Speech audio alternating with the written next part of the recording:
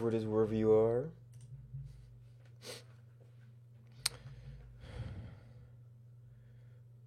So last time we got this working, not particularly fast.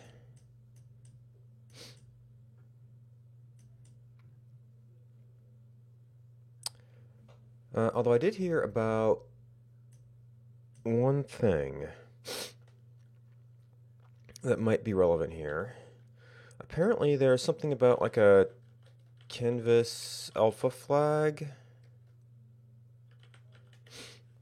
that can improve performance. Context attributes.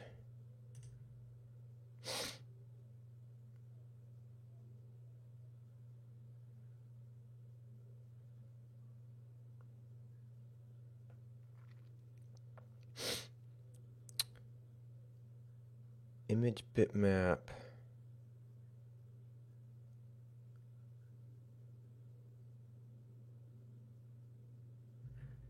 No, we're using an image data, not an image bitmap.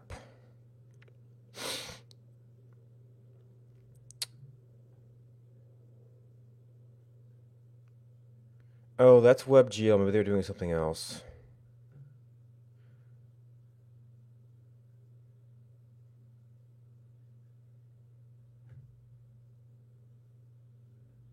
Oh, no, alpha. If the canvas contains an alpha channel, the backdrop is always opaque, which can speed up drawing of transparent.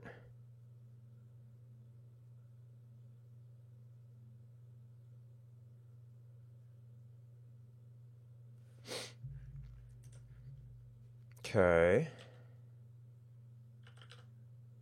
Is it get context? Yeah, get context, context attributes.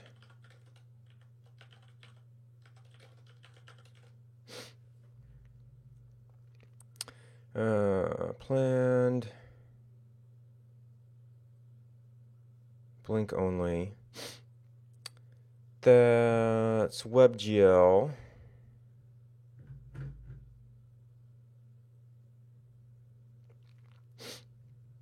Bitmap renderer.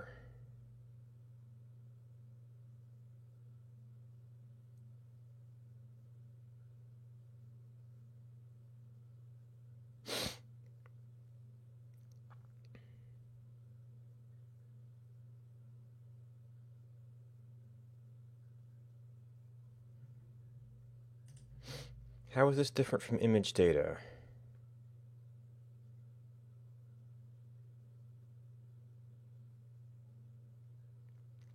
To prepare textures for rendering in WebGL.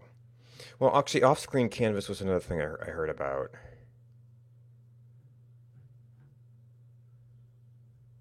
Well, not in several browsers.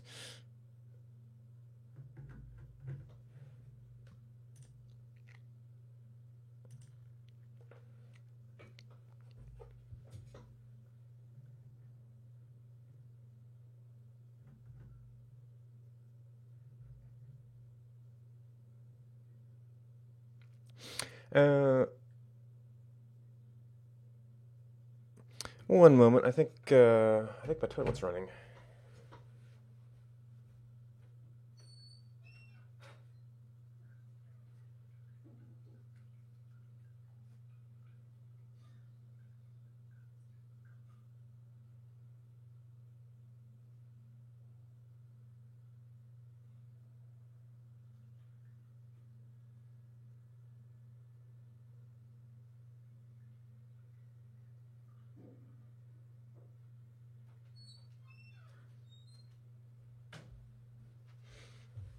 Thought I tightened that down just the other day.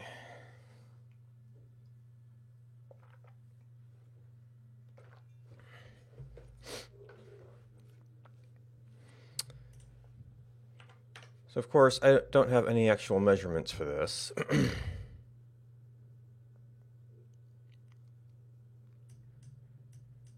And you can still see a little bit of... I mean, it is opaque, so it doesn't seem like it can hurt. Now, for this particular image, a black background would make this a little less obvious, but of course this isn't our final image. We're just kind of testing stuff out right now.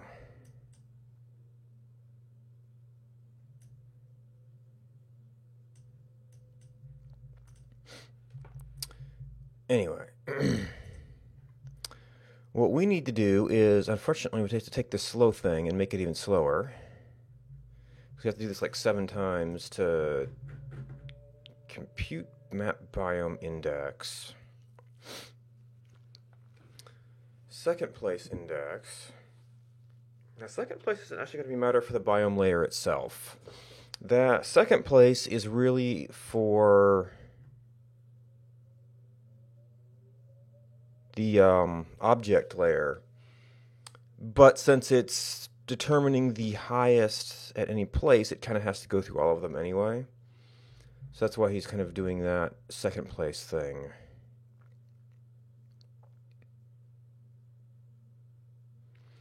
Alright, so there's a caching mechanism, which since we mostly are just going to render once and move on, I don't think caching is necessarily going to be beneficial here.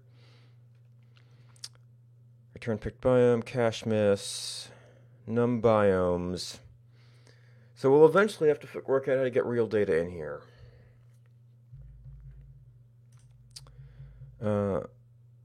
Especially when we get to the object layer.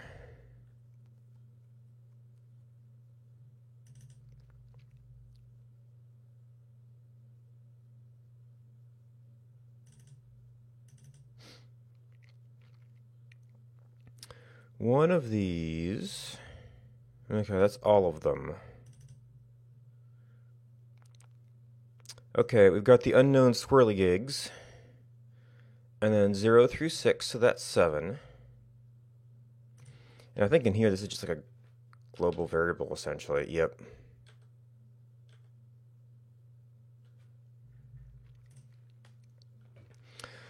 This can perhaps be an option to the layer.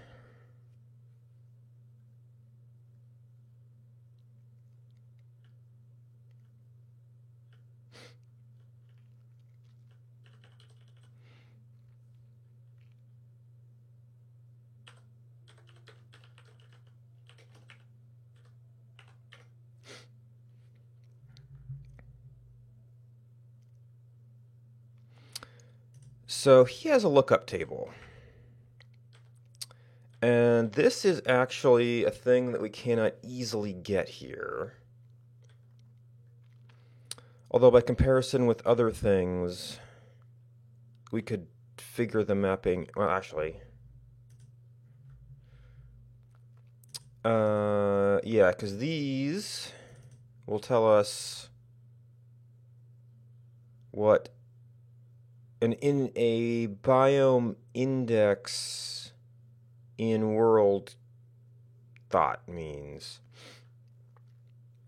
Oh, but that, no, the load order of the biomes is determined by the order things appear in the object database. And I actually did have an earlier version of this. Yeah, so 0 is green. Output map biome image, where I had this table done up in the direct thing. It's like, well, okay, now I know how the mapping works. But I guess just getting anything up will be a start.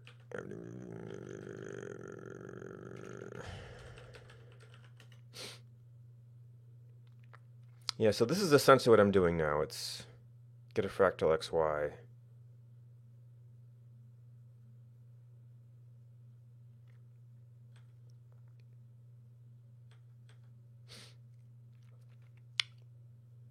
Okay, biome samples is one I missed. What is this?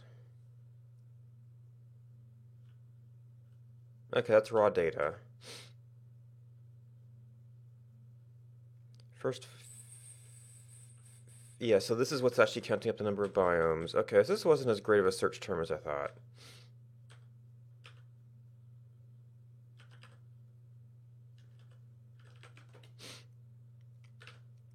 Compute map biome index.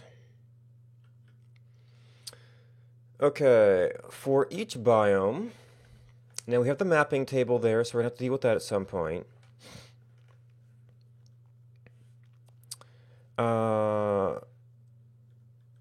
It gets a different seed. And we have, so this is the biome seed.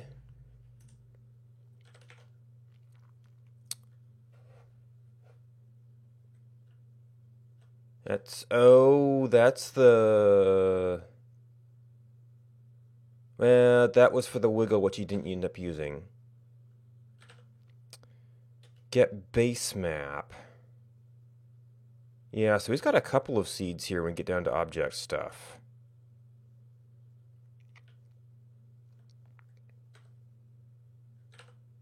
Get base map.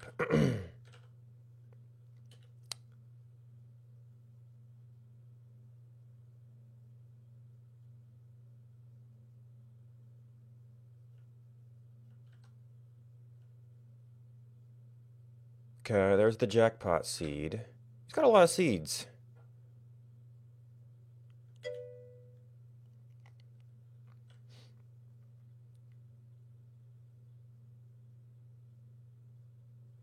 What's a CTF?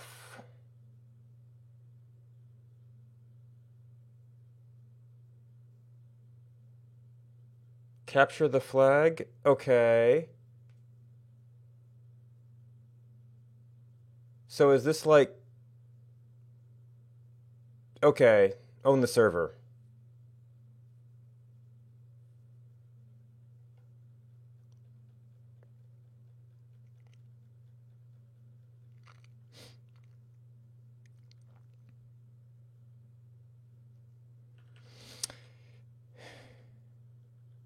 Yeah, I don't know. Security's kind of interesting, but I've never really gotten into that mindset. Maybe I'm just a little bit too good, but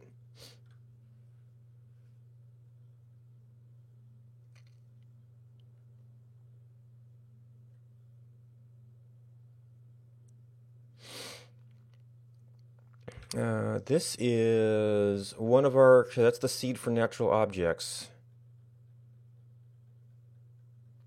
Oh, there's an output. Oh, this is all the individual biome fractals, which may be a thing we want to do.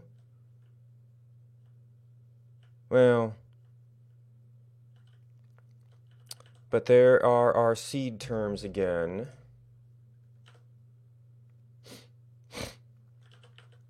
I don't know if these have terms.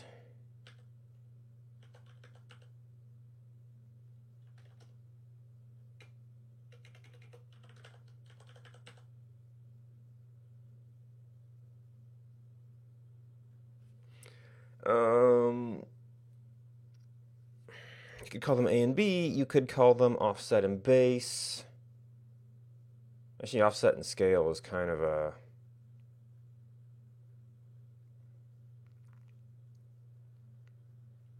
Oh, it's a little bit of precedence here.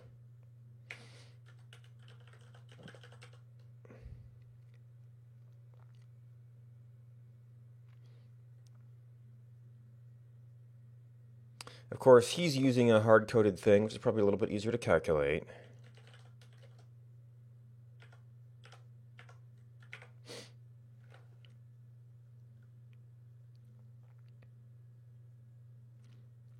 This is going through a biome map. Oh, he's also doing this at different scales. Probably he was trying... Either he was trying to find a good scale to use, or this is all the different scales that he composts. Yeah, maybe he was trying to find a good scale to use. Because it's doing get XY fractal, which I think is... Yeah, it already has a little scaling in it.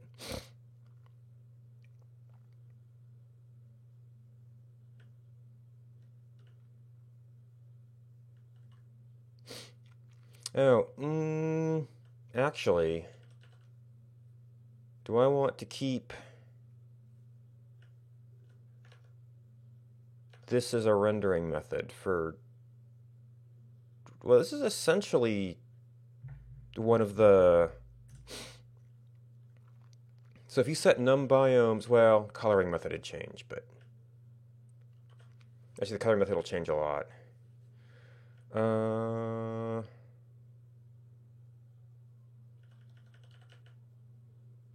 I might want to put you aside.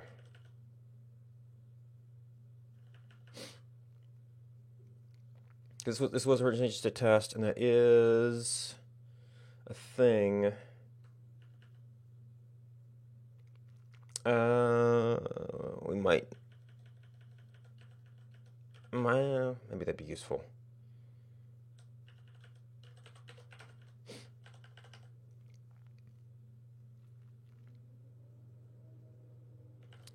Because this is going to have a different rendering method. Well...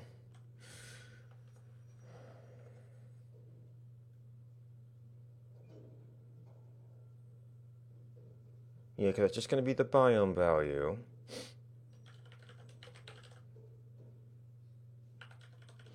Okay, so this one won't necessarily... Well, if I want to be looking at a particular biome index on here,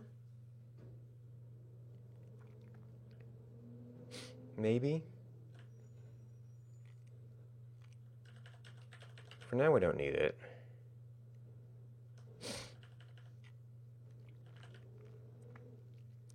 I guess we've got biome layer.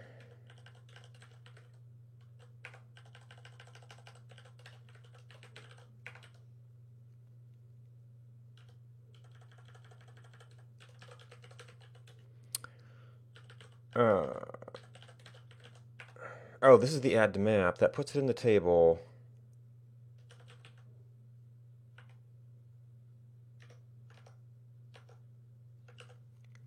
This sets the actual default layer.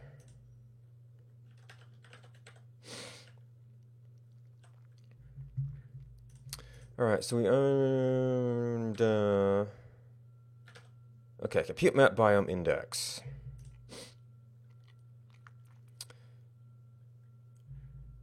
So this is probably going to be a function again.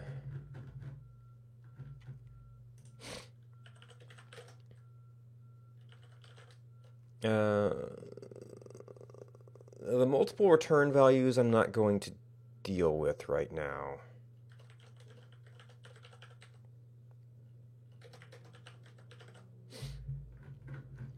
The actual input parameters are just the XY.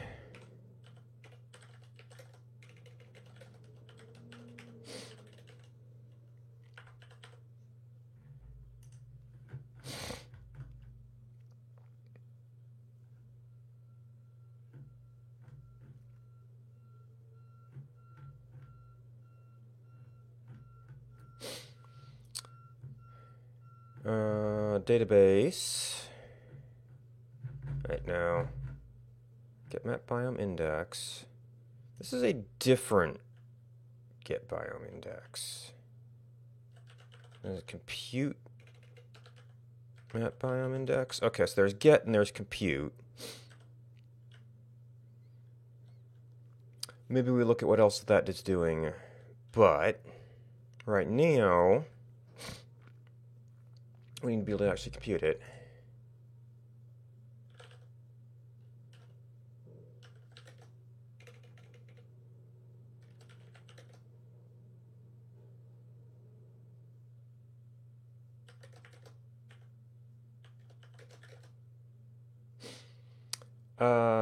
Oh. That was a global variable for you.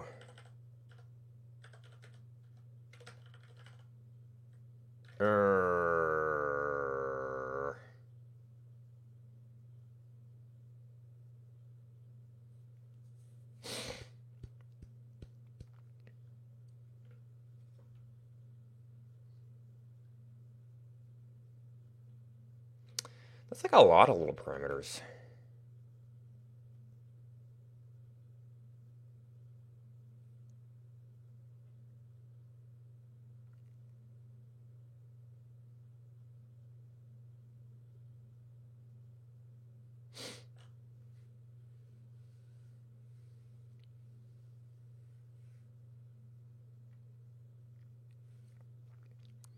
Oh, and all of this stuff has to go in there as well. So, hmm.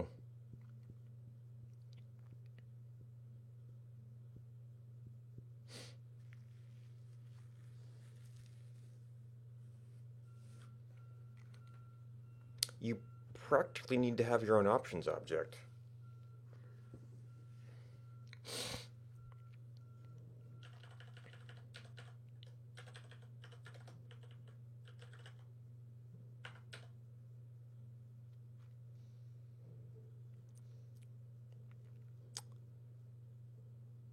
So this is going to reuse these a couple of times, but not as intensely as the fractal loop did.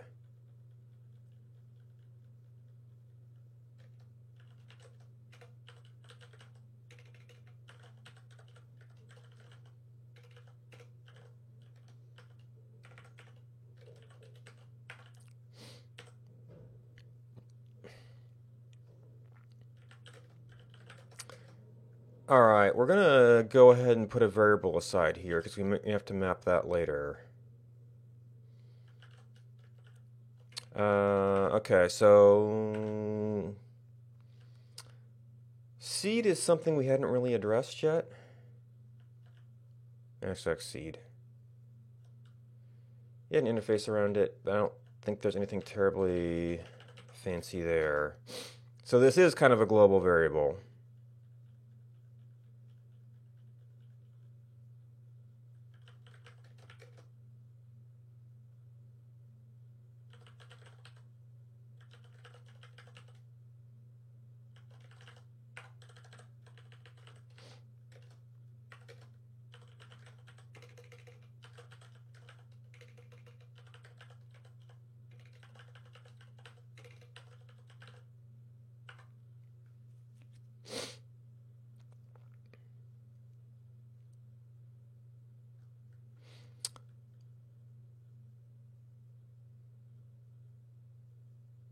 Seed could almost just be another parameter there.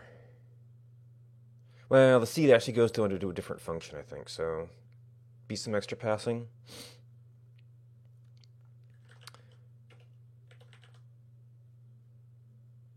Okay, so we're going to have some other context variables to set up too.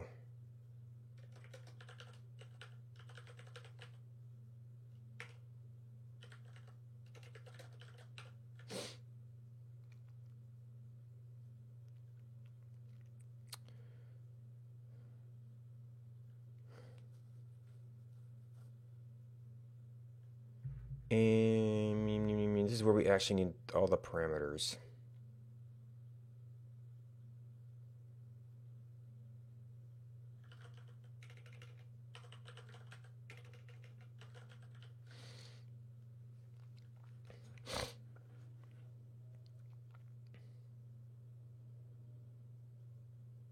I suppose to cut down the object reference, you could do a thing that did a closure within certain parameters.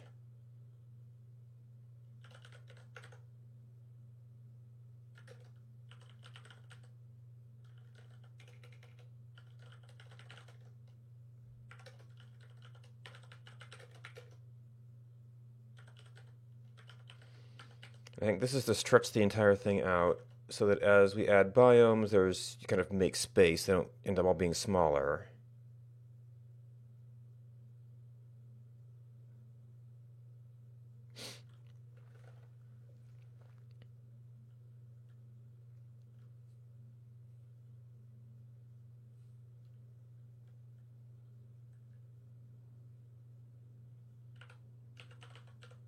Man, I love this word.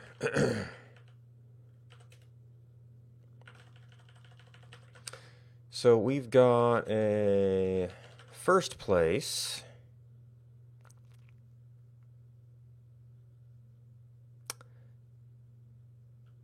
Second place.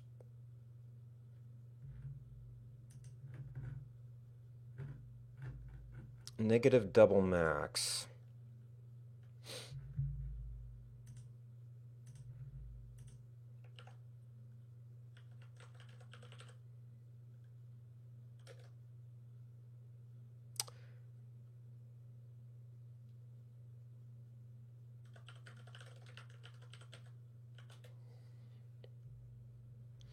Number.max value.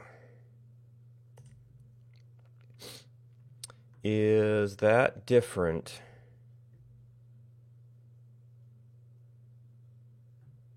for negative?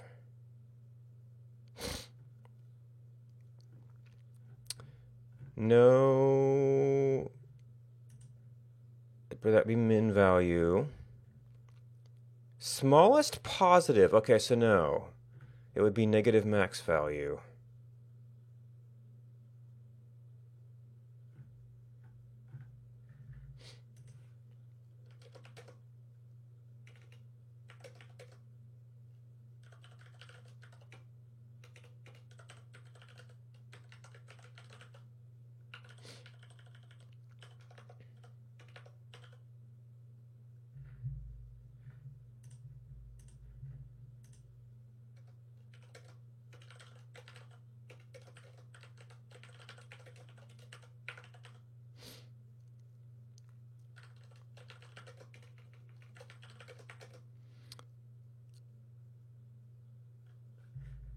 Wait.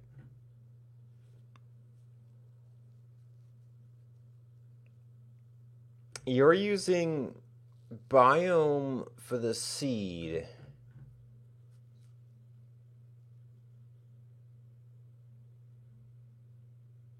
But you're returning I. Well, this is called biome index. Interesting that it retains the seed.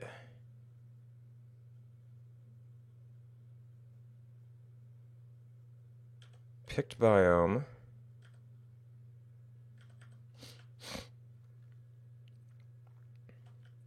Get map biome index.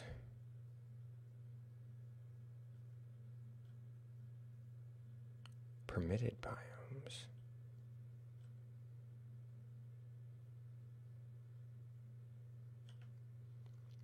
Yeah, it's hard to tell if this is being run through a biome function. Get biome index.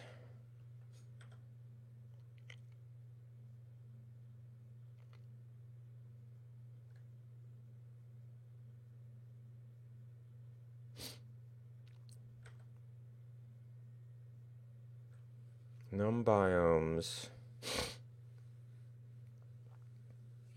Oh, that's something different. DB biome. I'm missing the thing that gets you the normal. Well, output map biome image uses get map biome. Biomes mapped of get map biome index.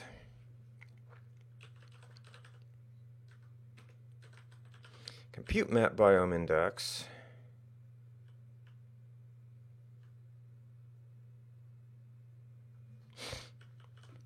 And we'll have to work out how to return a second place later.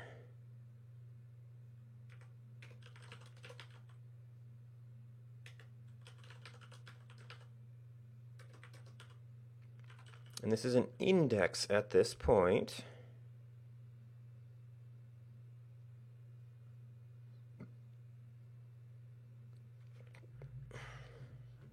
So he's caching.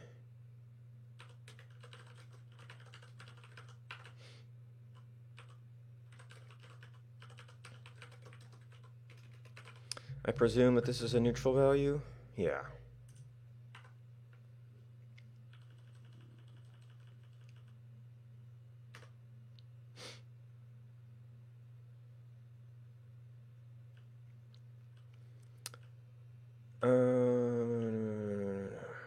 Alright, so for this,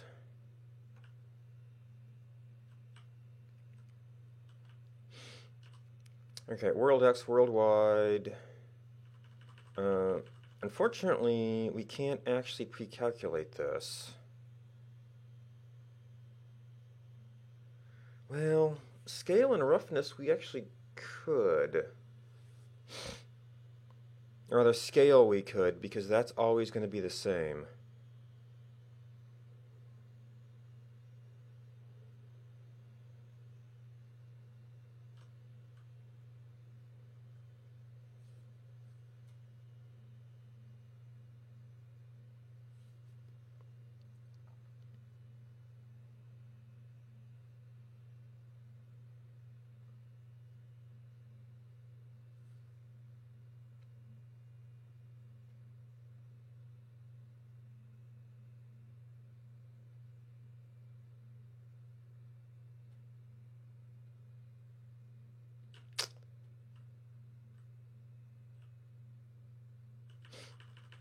All right, well, proof of concept.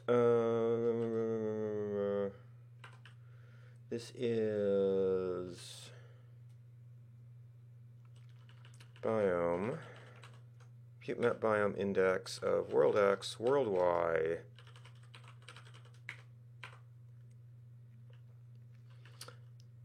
I guess we could. We're going to use this 7 times, so it's something.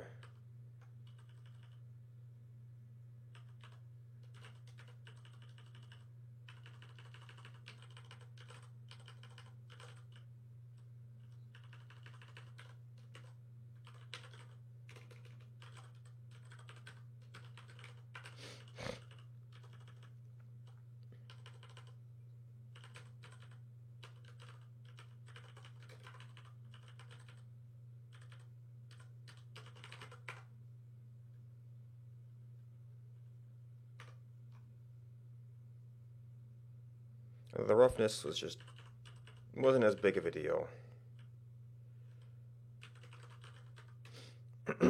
All right. Now it's going to be an index.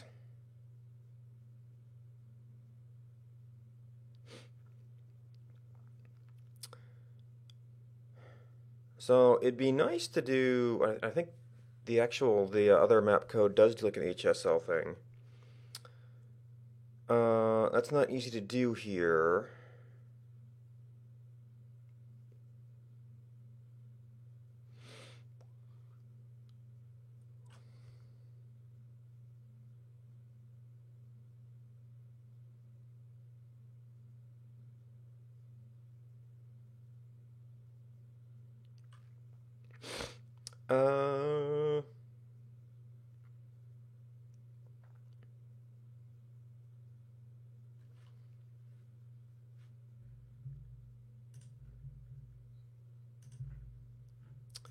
I mean, actually, we've got a prime number here.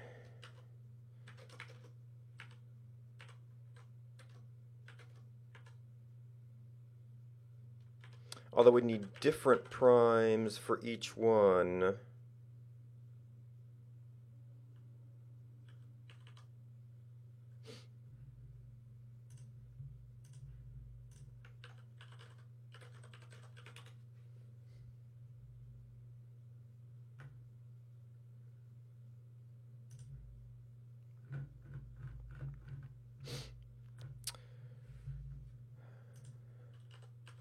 All right.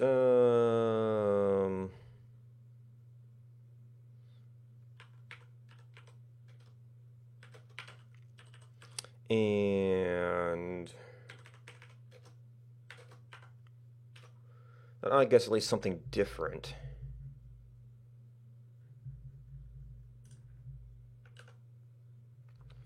Options is undefined. 190.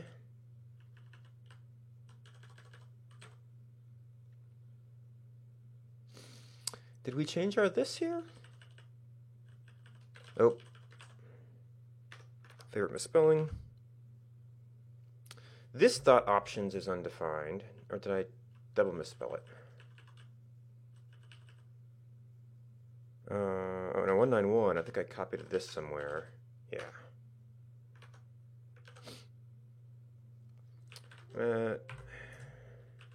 Max value. Case sensitive. Okay, so those weren't great primes.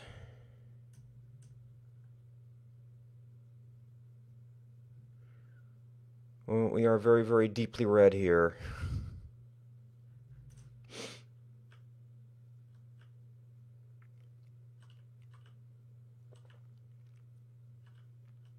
Wait. No, we're earned fractal.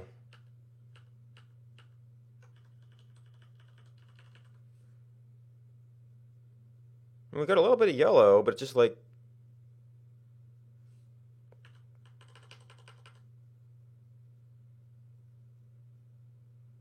maybe they're not different enough.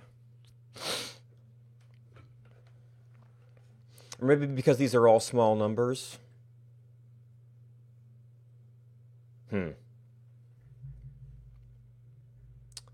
All right. 0. Oof, yeah. Takes a little bit to process that.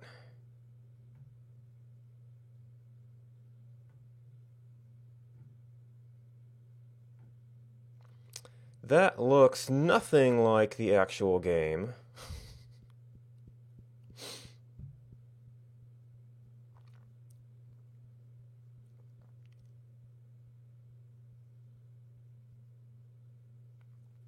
Although I almost feel like I recognize that thing.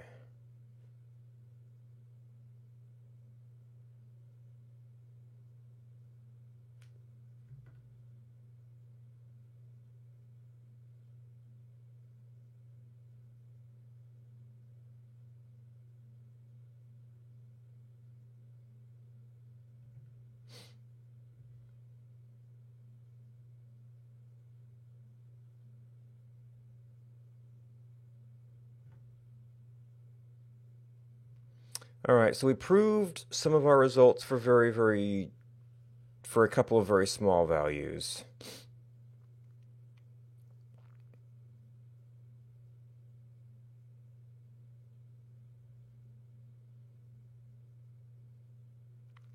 We haven't really proved it over larger things.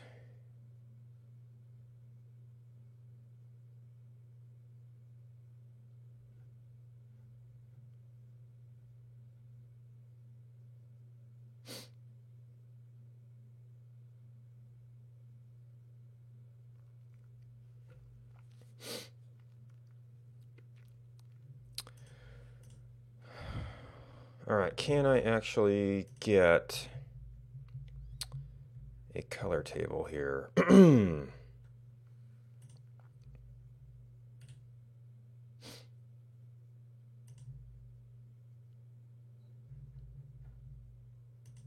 It's always got to be compressed.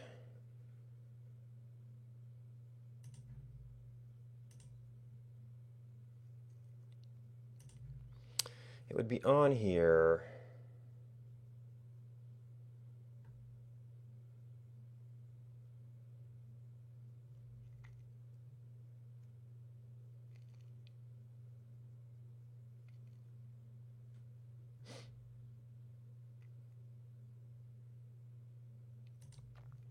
Use biome ground index. So this, well,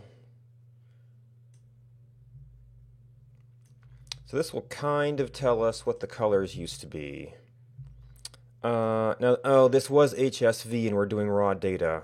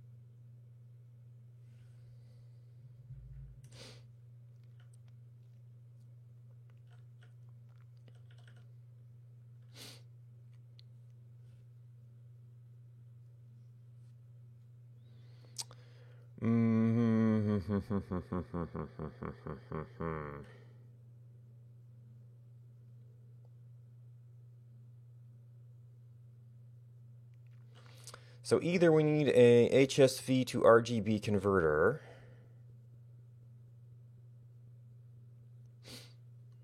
or I just need to go sample the colors and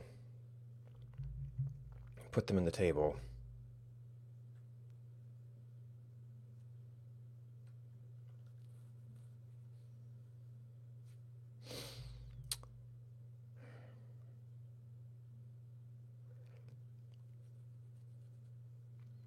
Well, that's probably how I'd want to be thinking about colors anyway, because we were making adjustments in color and brightness. But now that's a big diversion.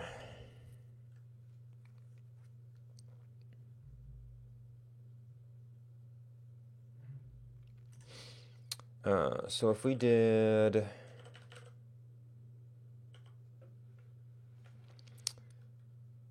So that was putting things into the proper order. We don't have a way to get proper order at, well,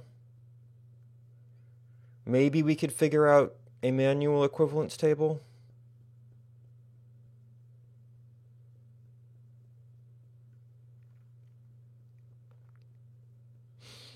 Because we know what things used to be.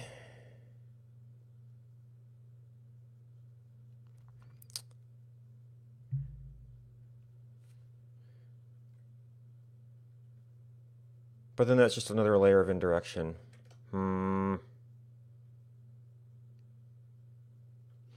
Well, we can do a little bit.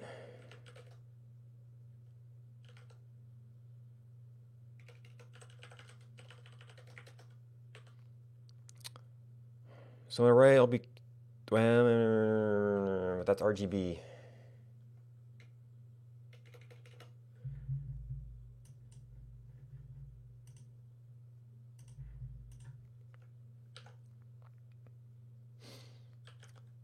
HSV to RGB. Oop.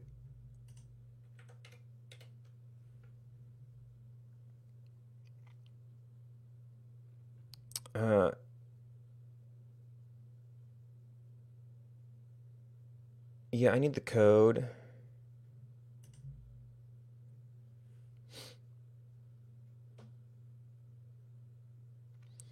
Now that's a 255.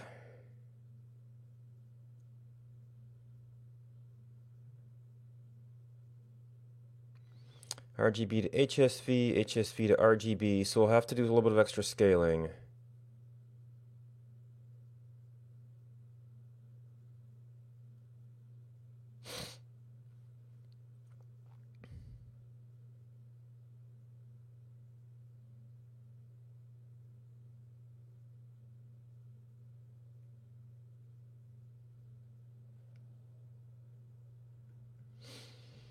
And unfortunately, it is a table.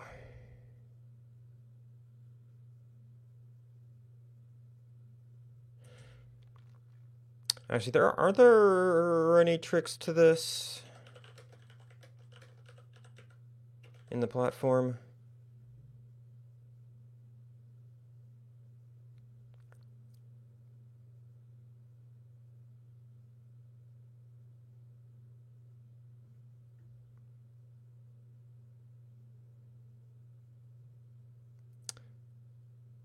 Yeah, so we can find algorithms.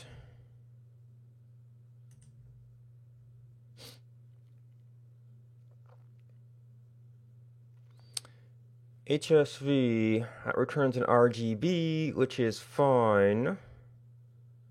Probably just about as well as the array. This doesn't specify what the range of the inputs is. Code expects all 0, 1. Using degrees or radians, we're going to divide them out. We can convert that on input.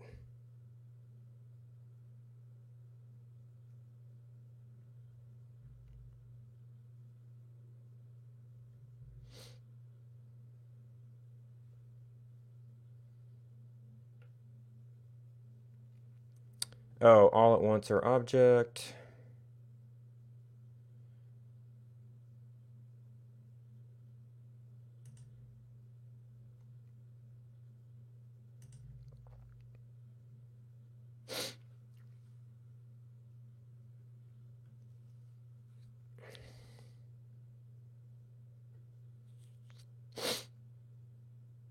RGB to HSL.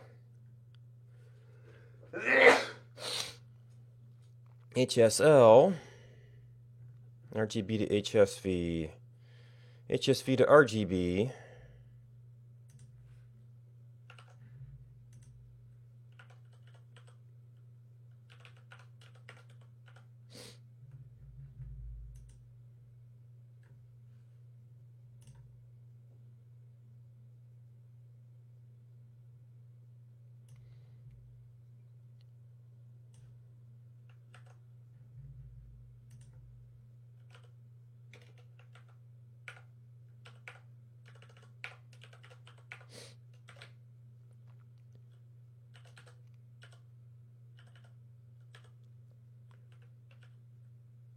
Okay, the comments are all in by one.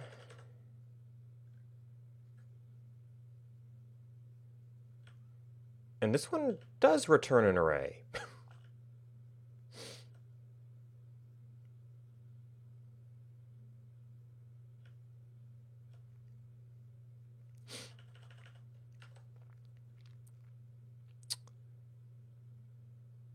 All right.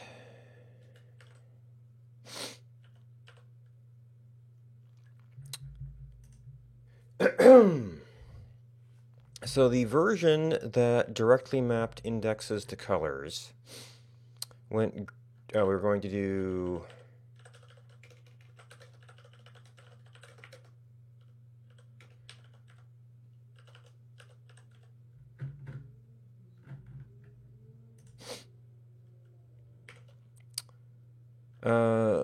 Oh, actually, that was a 0. Yeah, actually, this was 0, 1. It just the code we were working from was in degrees.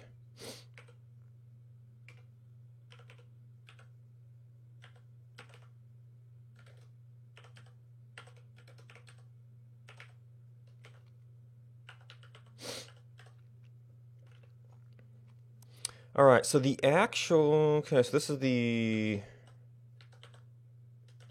biome ID order.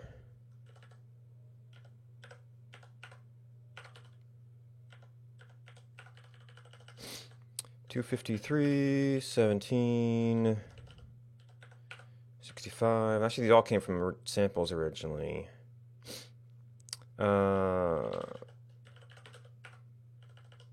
Plains color.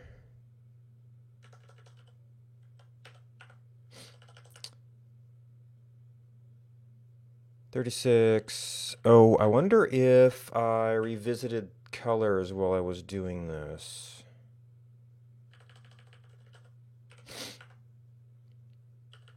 So maybe we just need to get these out and then look at my actual colors. So the old order was, or the new order, swamp, plains, mountain, badlands. I've heard. Arctic, and then we got desert.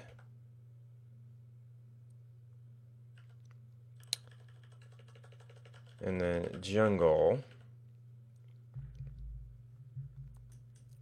Okay, that was the order. That's the new. Oh, I do still need that old order. But the current values.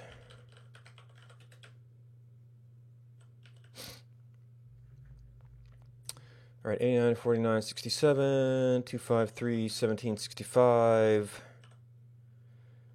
36, 75, 90, 40, 16, 36.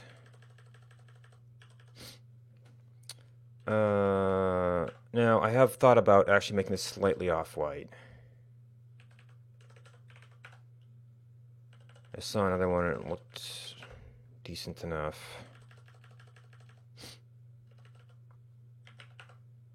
Make it a little bit less intense. But for now, we just want parity.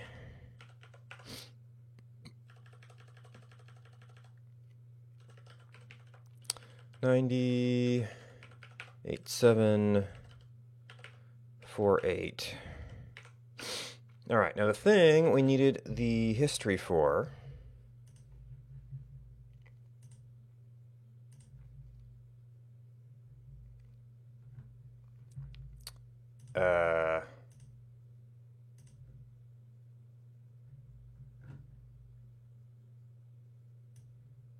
okay. That was a little weird.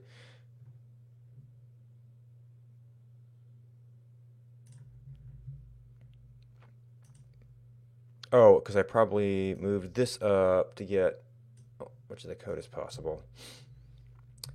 No, that didn't know if I could do that with the monitor there, but okay. So biome colors are going to be green color. Then it went, no, old. Mountain color, Arctic color.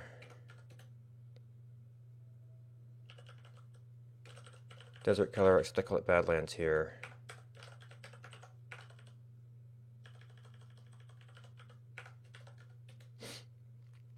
Desert.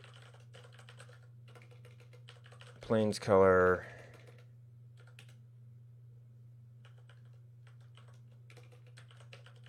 Swamp color. 1, 2, 3, 4, 5, 6. And jungle still at the end.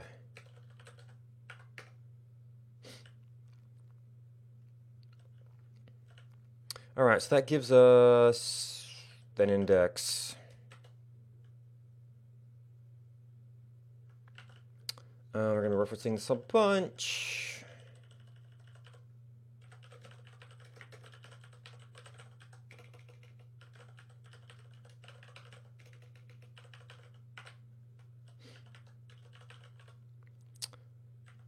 Colors sub V sub 0.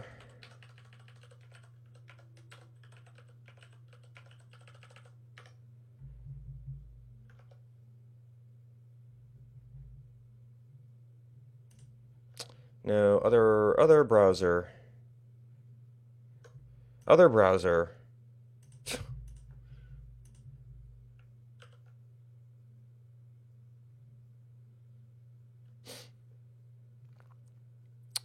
Okay, so now it looks a bit more familiar, assuming we got these right, but there's the whole thing where it's totally wrong. So we were not even right at 0, 0, even though our individual fractals appeared to be right at 0, 0. Now, we didn't have a seed before. So I need to get some results with a seed value, I guess.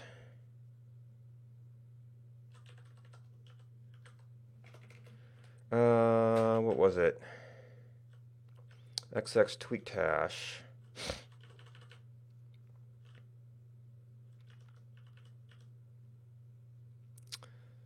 So,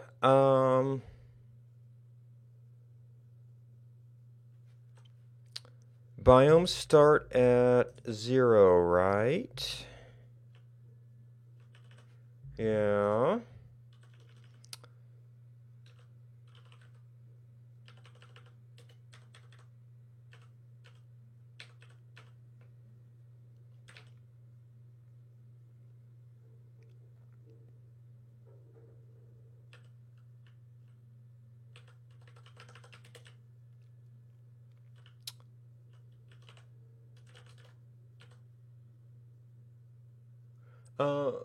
So an individual biome fractal.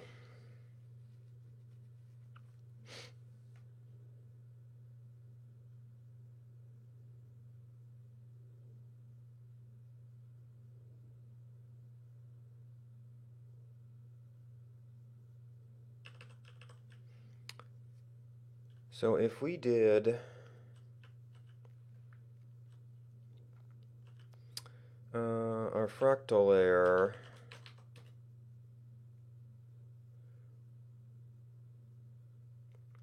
well, I don't know if this really tells us anything, but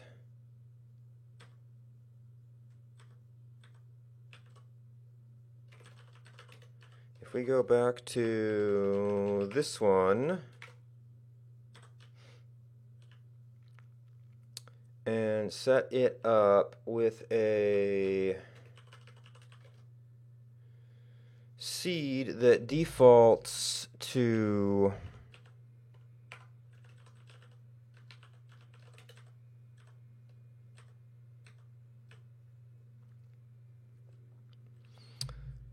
or that we have set up to be 0 times 263 plus 723.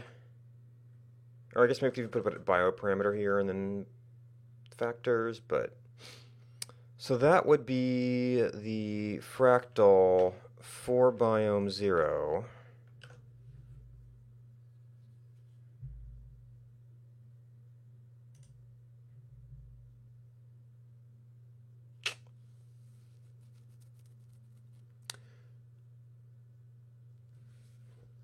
That's somewhat believable.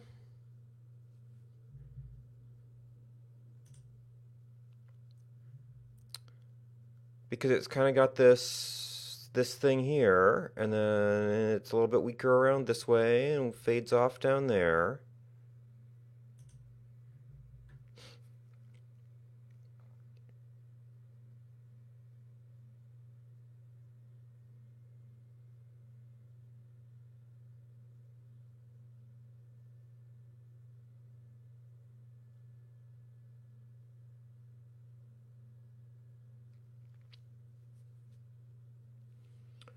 So if that's seed 0, well, it just means that the other fractals are larger at this spot.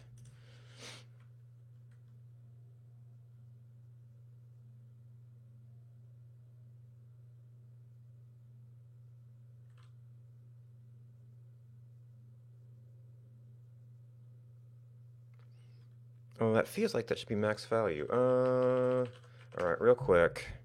I should probably set this up so I can view individual layers. Okay. So we're not getting a very big effect from our seed here.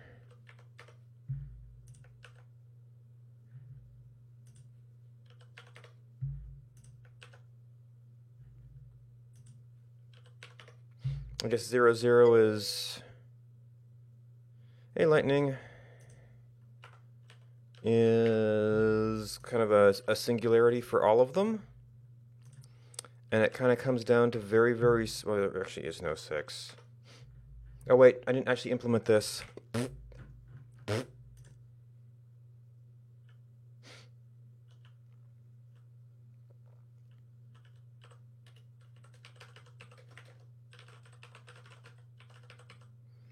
Funny how you need to implement things for them to work. Okay, I think we left ourselves... Oh, no. That... Interesting. Seed 0 looked about right. But that doesn't look right at all. Or that looked like it could have matched up with the data.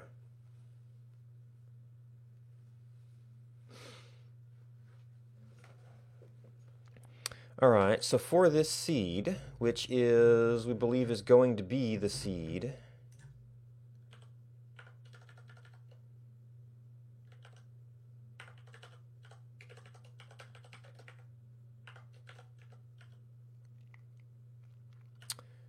we want...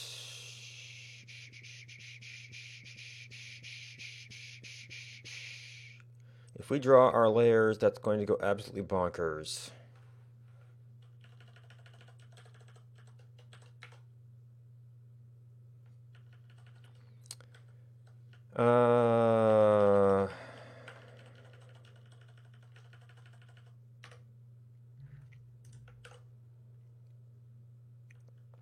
Yeah, I know.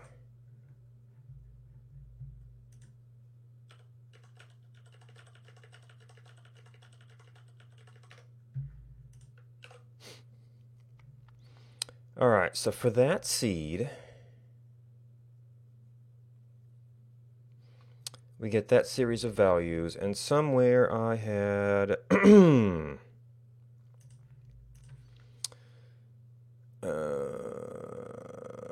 this actually had to be in game.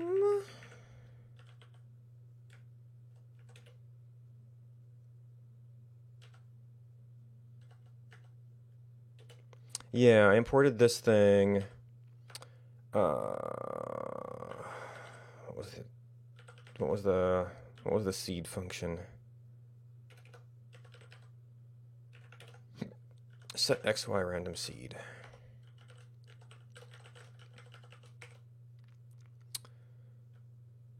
Zero times 263 plus 723. Let's double check that. Well, okay, so this one's a typo. But those seem to be the biome seeds. We think we in fact go through biome 0, so that should be grass.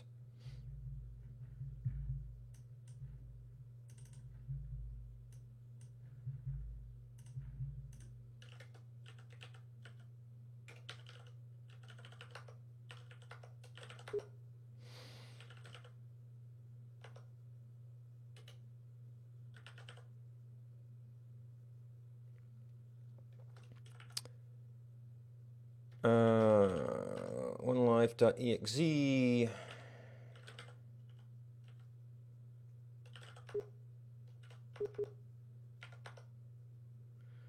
Mapping, I think we had fract. And if that succeeds in a subshell, cd to the games one life.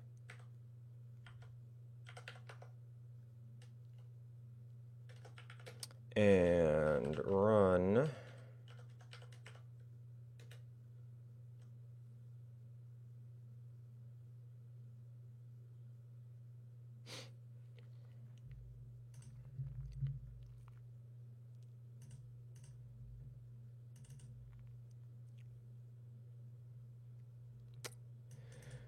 Mapping.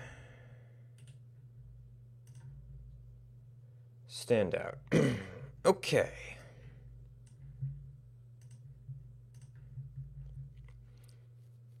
Now, I haven't been doing anything that actually prints out the seed value, but I think seed is actually going to be involved in A here.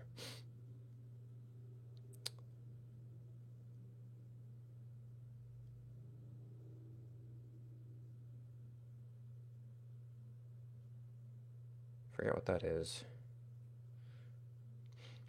All right, 0, 0. Okay, so you were printing out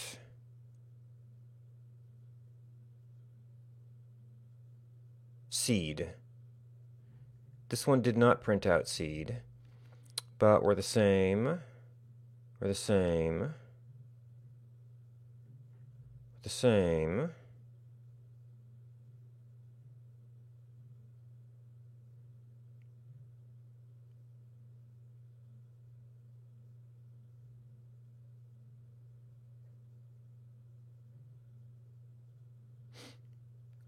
Okay, so the seed doesn't seem to be breaking anything fundamental.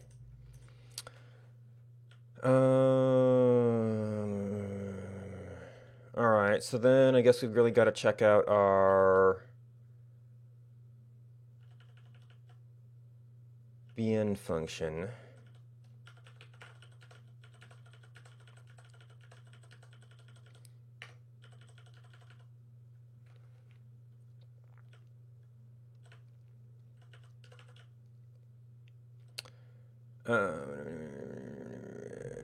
So it's then... Well, this is the one we have to really not do. Or things will go crazy. So this is an XY again.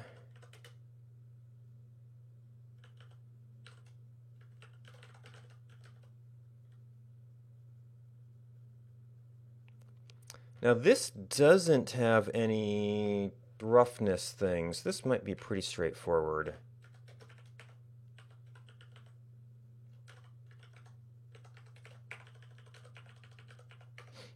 And I guess maybe I still need to check out larger numbers, but we seem like we don't have reasonable numbers at the origin. So that's kind of a problem.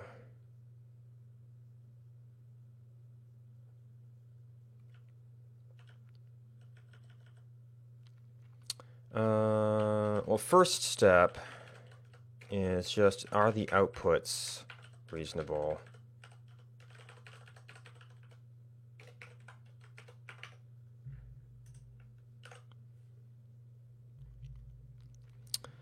And then how can I get that out of you? Might have to import some map stuff. I might have to export a function.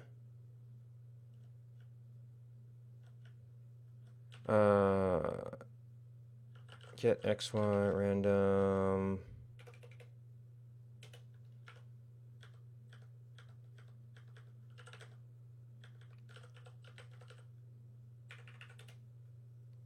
Wait.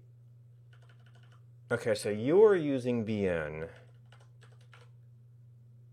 Static.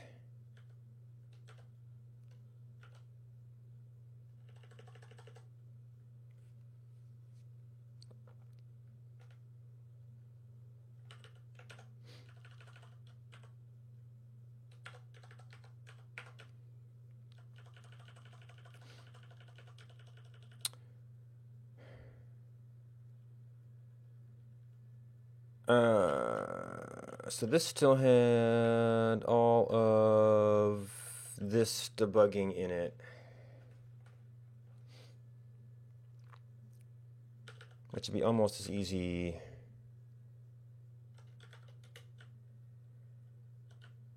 Well, we do have a final value here. So we're going to have to have a variable anyway.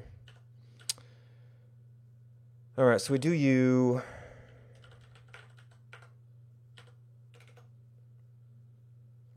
This was a double.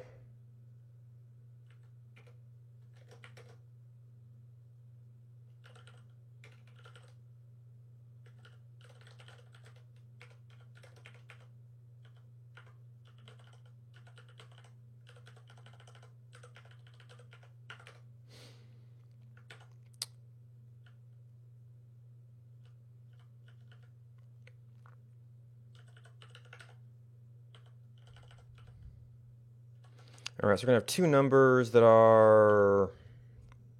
Does this work for doubles?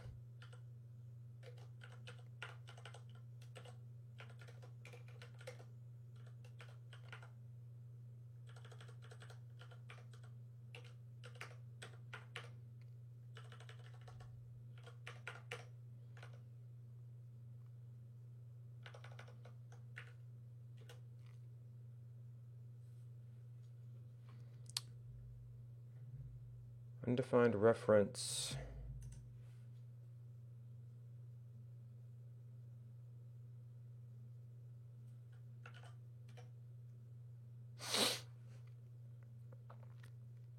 Well, the mapping program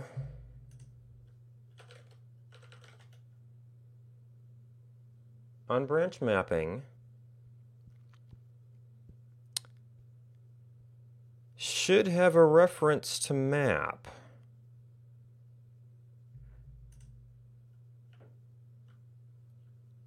Well, no, this is still fractal noise, which is the same thing here.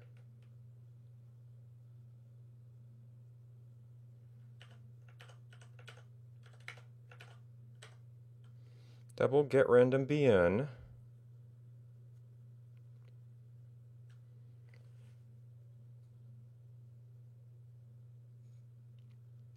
It's in the same file as this, so that file is included.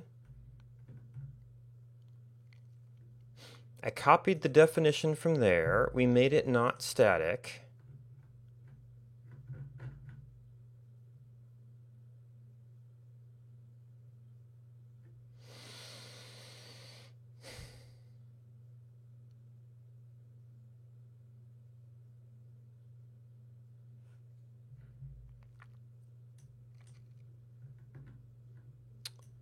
What the heck is going on?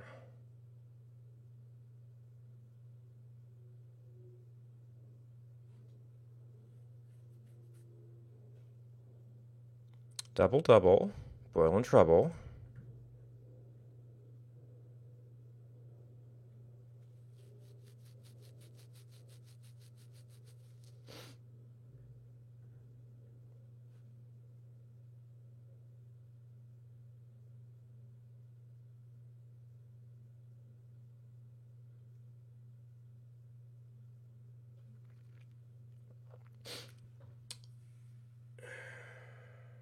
What am I missing here?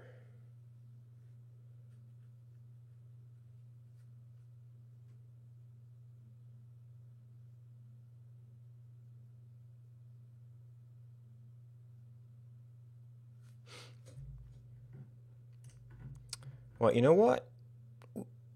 Well, we can call tweaked hash. Do we need anything else?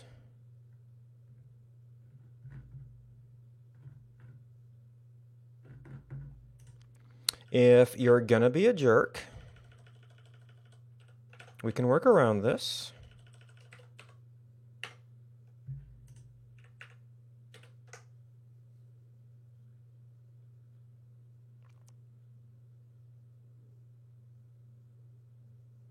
Multiple. You just told me it wasn't defined!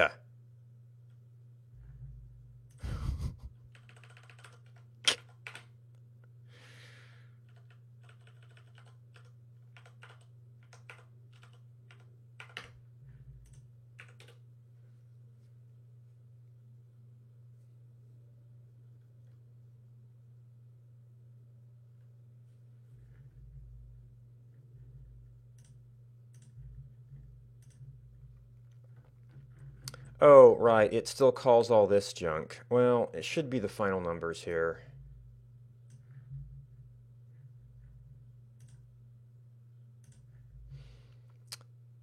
And those are wildly different.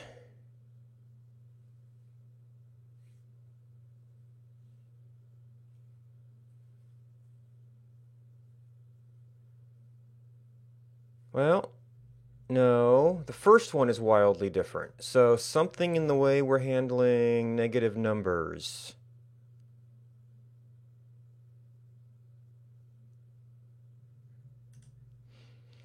All right. Maybe I just forgot to save a file somewhere.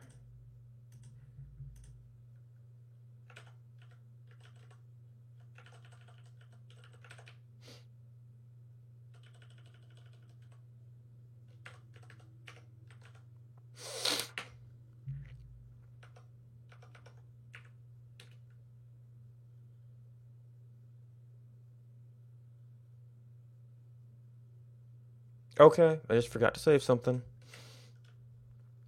I had swear I looked at all the files and they were saved. Alright, so now we have to instrument the heck out of you. Alright, so you take in doubles.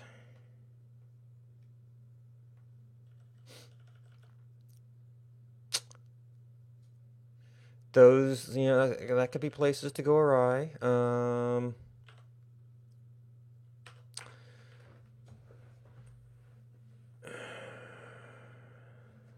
So doubles, I mean, they still have bit patterns, but bit patterns aren't going to be especially useful here.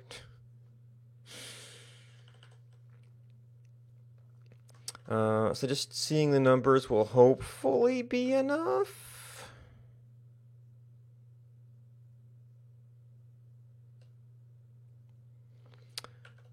Alright, so we have, well, these are ints now.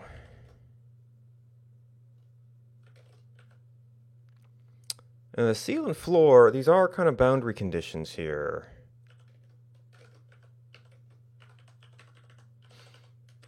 So we got floor x, in x, seal x.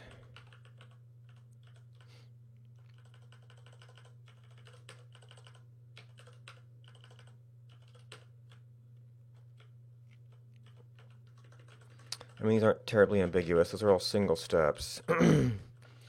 We got a bunch of corners.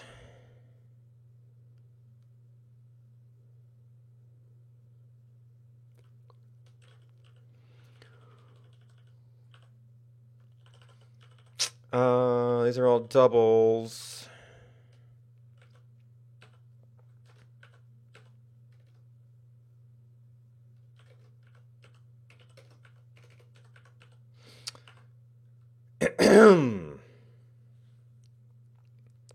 Okay. Well, I guess as long as we do these in the same order.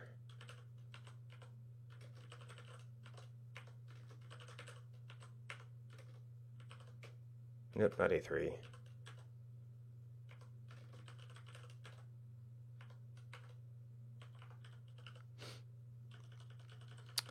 We have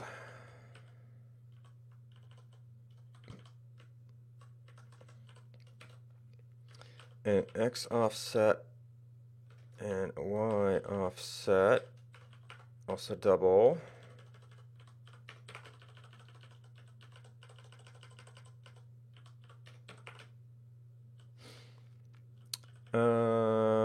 And we have a bottom blend, and we have we have top blend and bottom blend, and some other stuff that happens with that.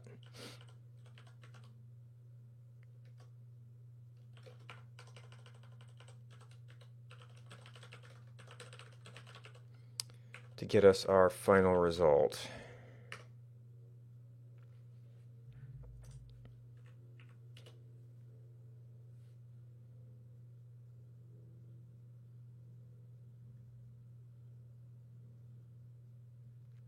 Oh, So this isn't a great way to print this out because it kind of separates my final results from the individual calculations.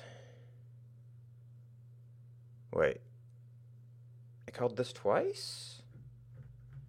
Oh, but they individually call the fractal stuff a bunch.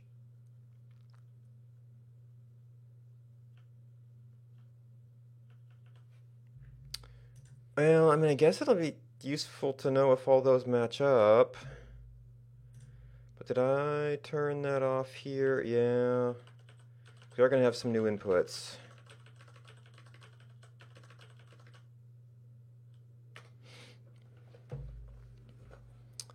So, I mean, even that is something maybe comparable.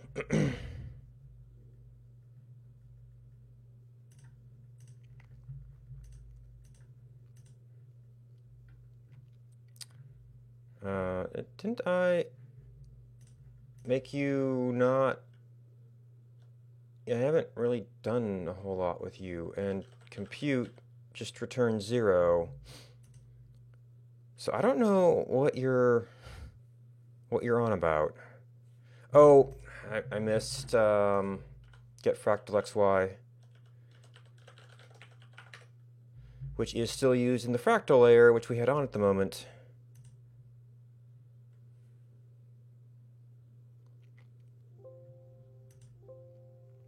Yeah, this tab is basically dead.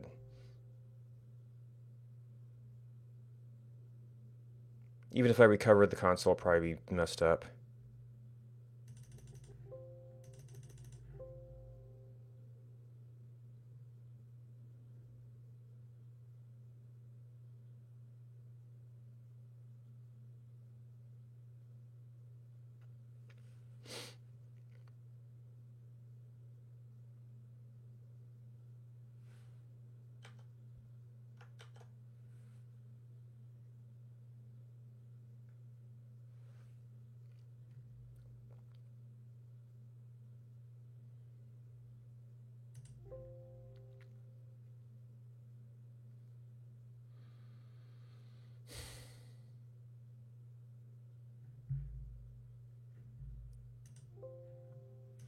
Yeah.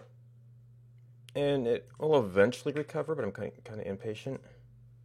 No, that's Shift Control Delete. Stop the script, please.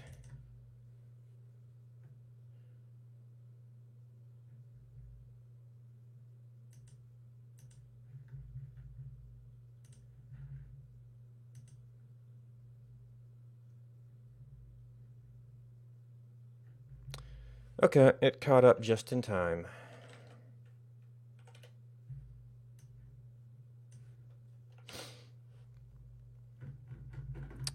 Alright, so we got a bunch of stuff that hopefully corresponds to our other set.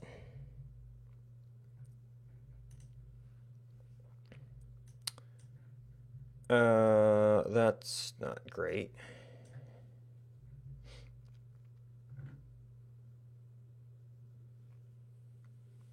Okay, so that had taken out my other two calls.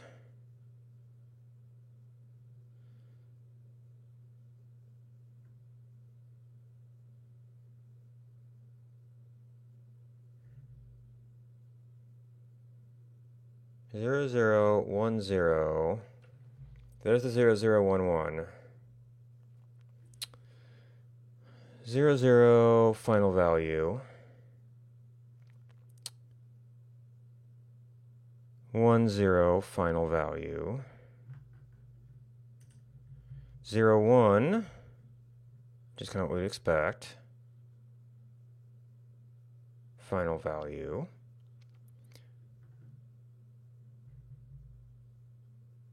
1, 1.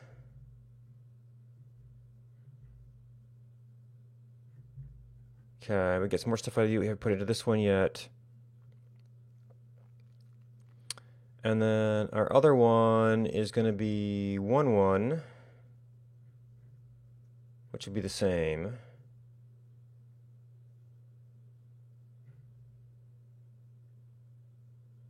2, 1, which ends up at the same place. 1, 2, and 2, 2. Okay, so those parts are fine. So I do have to get into what it's doing with them.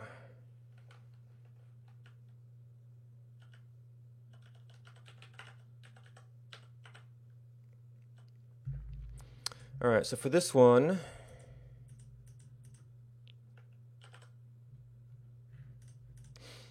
we have our ceiling and our floor.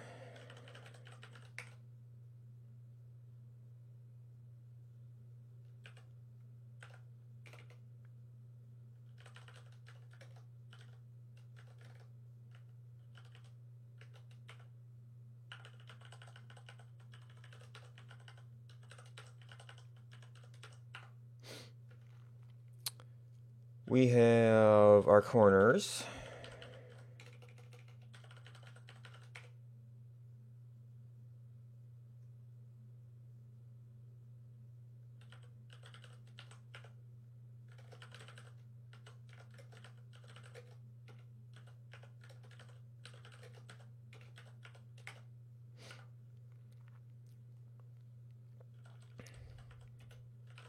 We have our offsets. We have our top and bottom blends, which we don't have. There's probably are ways to form with console log. I just have to look at what they are.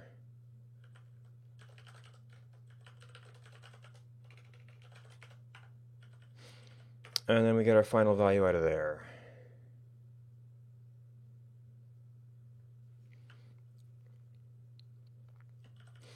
All right, tweaked hash 2D is just going to be kind of noise at this point.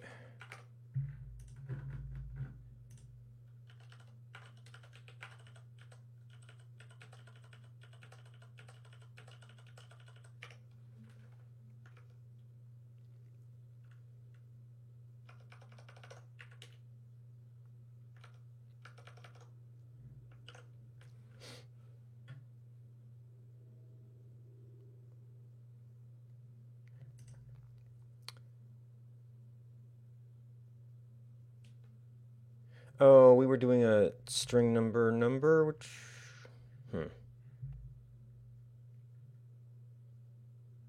Just formatting it differently.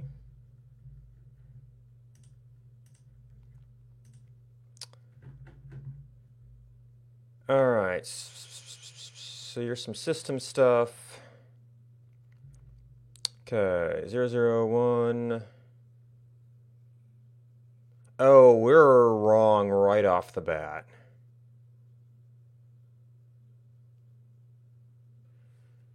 Our corner calculations are... Which is... Oh, maybe it's the unequal xy?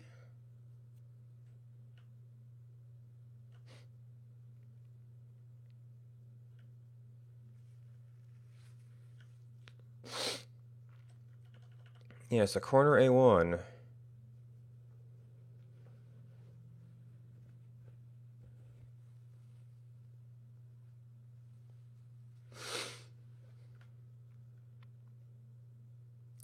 Is here allowed to become very big.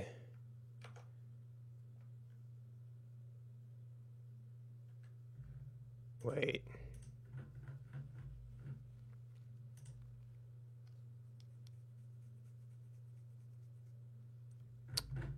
Tweaked hash 2D returns a uint 32. He assigns it to a double.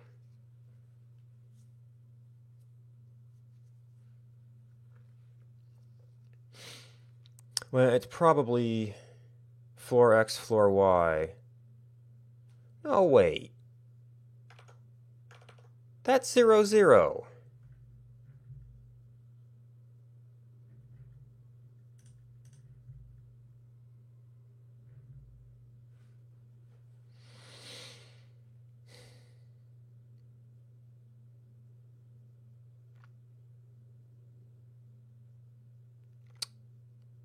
But we've checked 0, 0.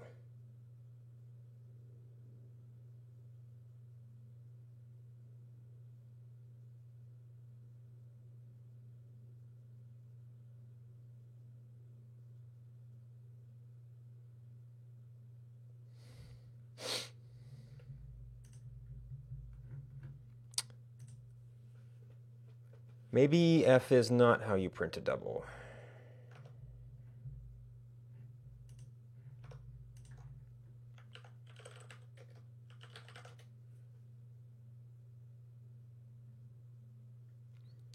Is the, or at least one correct format for a double? There is no format for float.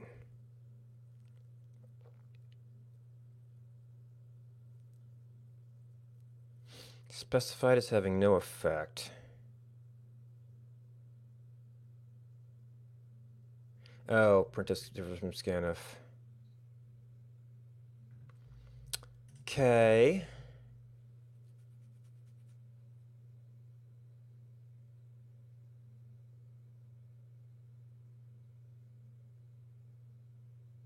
What the heck? So he's taking a integer from the hash, which we have previously believed that the hash is correct, but now I need to go back and look at, well, at least my final results.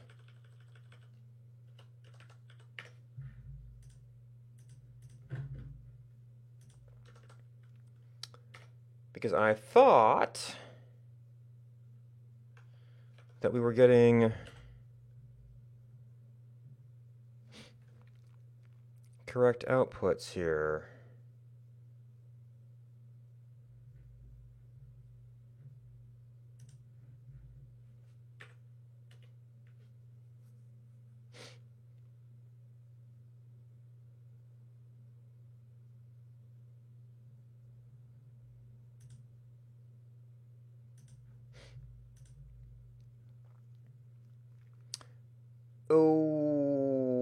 Okay.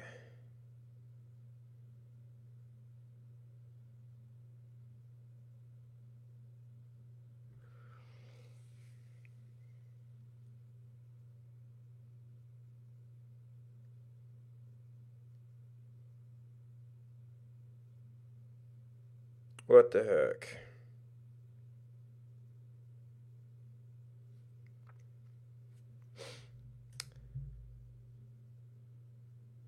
That looks to me like the final value from this function and the final value from xx tweaked hash 2d,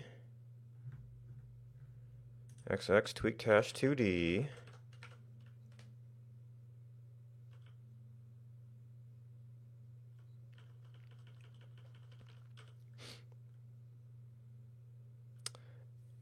and that seems correct as an integer. He assigns it to a double, and it turns into a much, much larger value.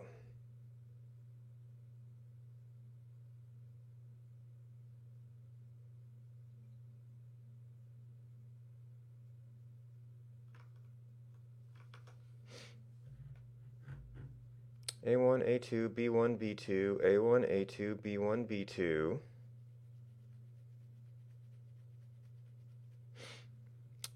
Floor X, floor Y, seal X, floor Y, floor X, seal Y, seal X, seal Y.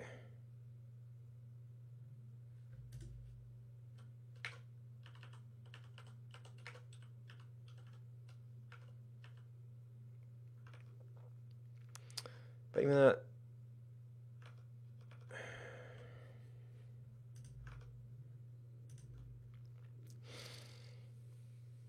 what the heck is going on?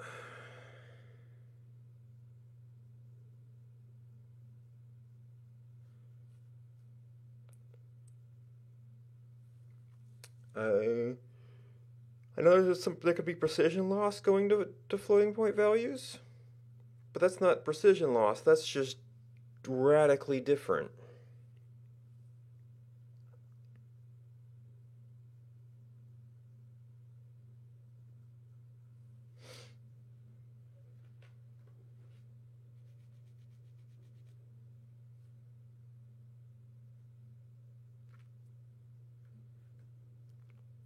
Wait.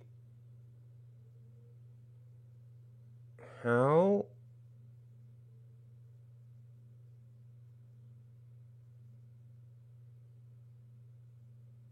Oh, you know what? I had to do this in parts. I bet I have to pad the subpart in my hex function. I didn't think I had to pad the subpart, but I think I have to pad the subpart.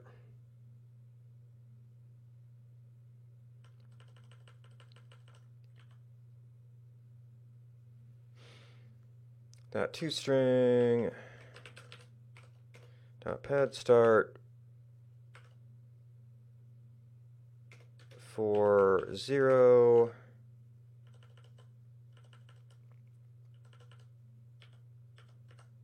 Dot pad start. And then I don't think I need these parentheses.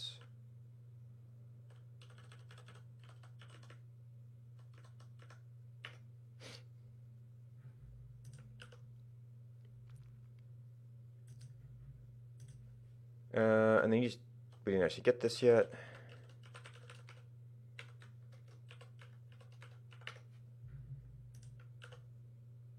Okay, so now those match.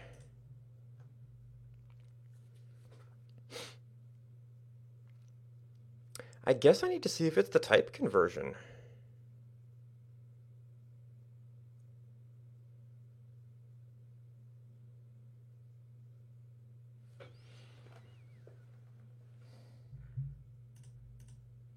Wait.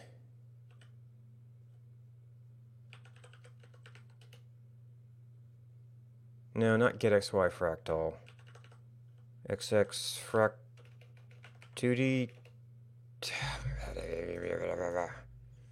tweet hash.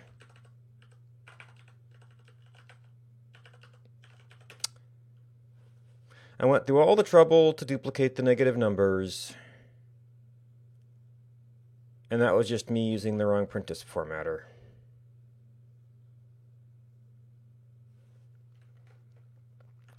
Okay.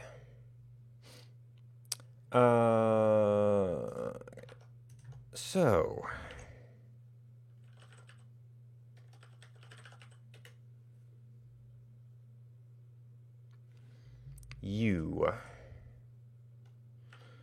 so now I have to check all these numbers.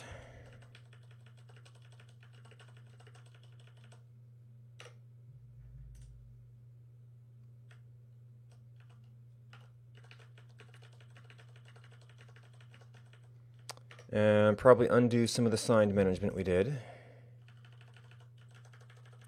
I mean, the hexes are still probably right.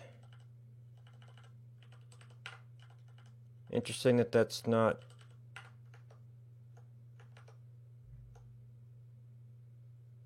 Oh, it's U instead of D.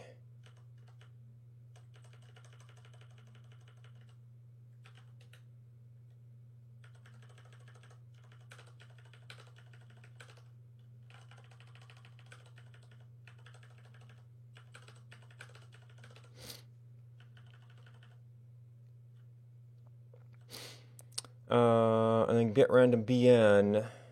So those are ints. Those are signed.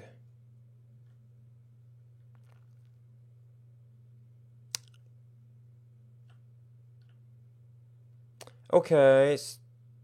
We don't use X and Y directly.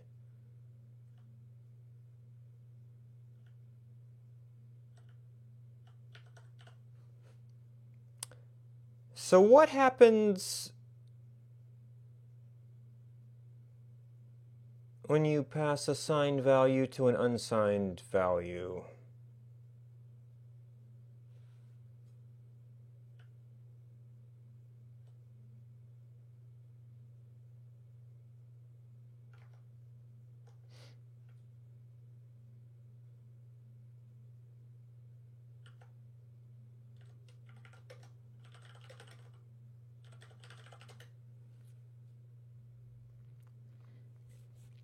Any of the operand is unsigned, the other can...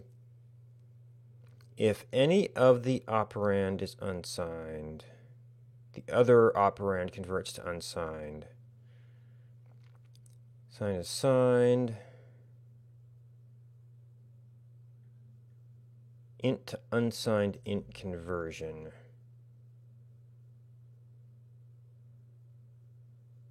that I can't convert.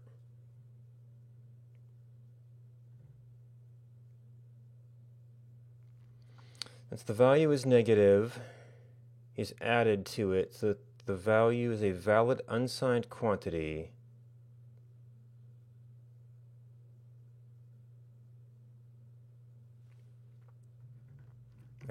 And his example was negative 62. Okay, so it will turn it in just to a very large number, which for a hash function is fine.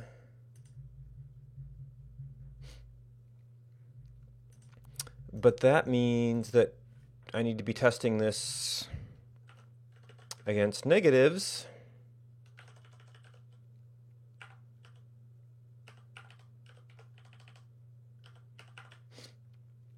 All right, so I think we're not even to this point yet.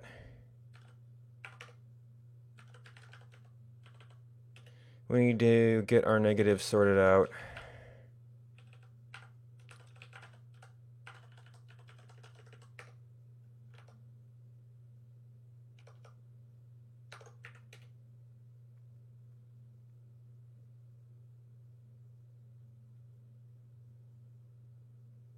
Oh wait, I need to add the negative one case.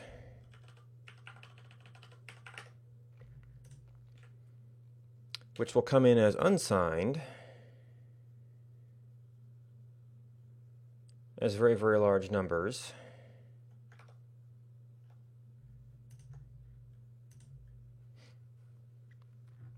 All right, yep. And on this end, oh, well, see, it is FFF. Okay, so that much actually holds up. But it is still seeing this as a negative quantity.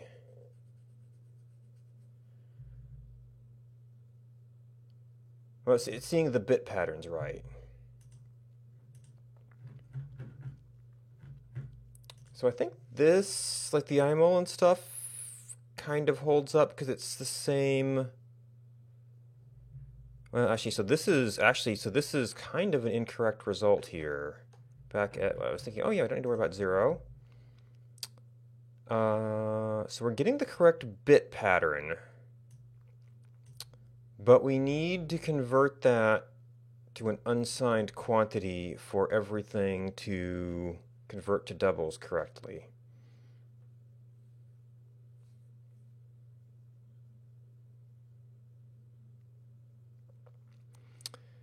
And since the internal math seems to be okay, we only really need to care about that exiting this function.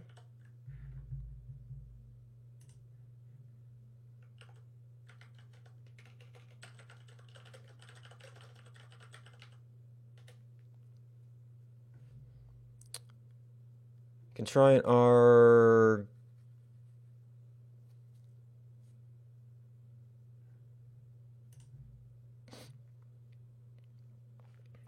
cast a number.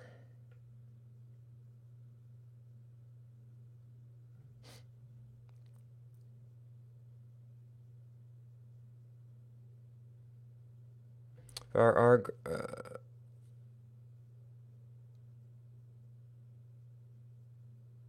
bitwise masking.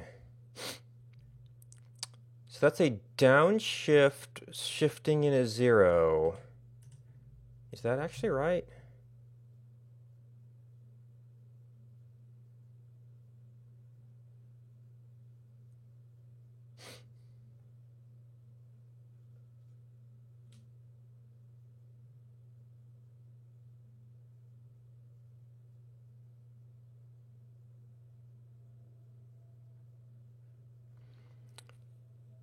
Doesn't convert non-numbers, it converts to numbers that can be expressed as 32-bit unsigned ints.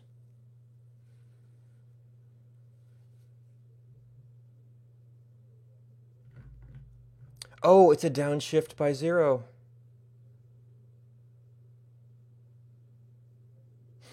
And higher place bits than 32.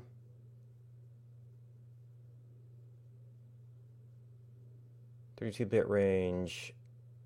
Converts the results of the calculations to number as an unsigned integer. Okay. I guess we do. Oh, but there's this final not here.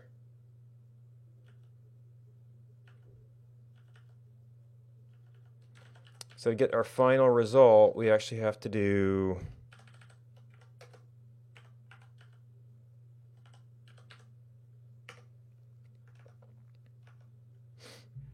something like that.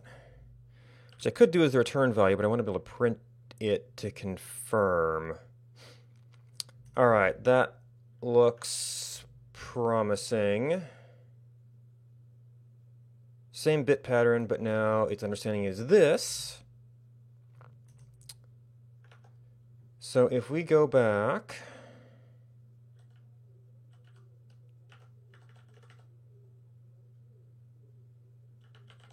and I guess for equal comparison, we should be doing that.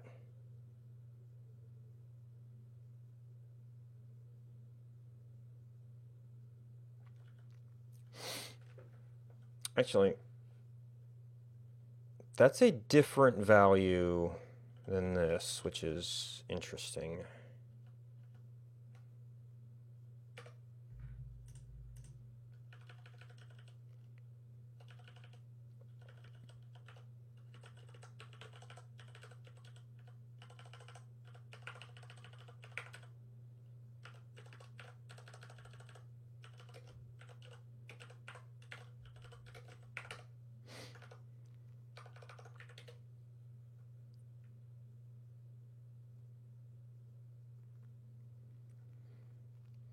All right, so we got our comparison, which we're going to track down. It's actually going to be more comparable if we change this around.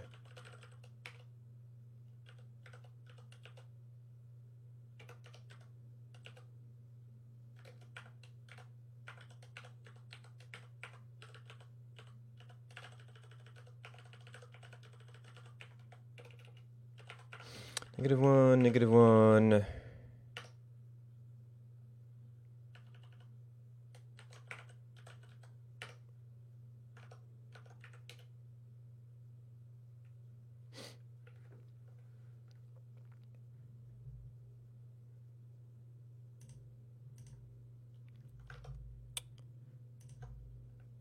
Okay, whole lot of spam.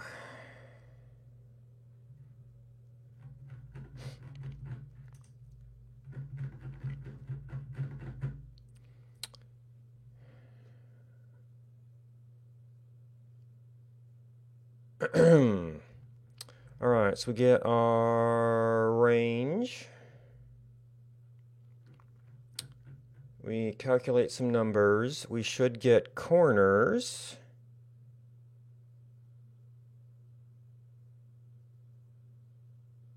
Yeah. 0. We're not doing anything very fancy here because we weren't in an odd range.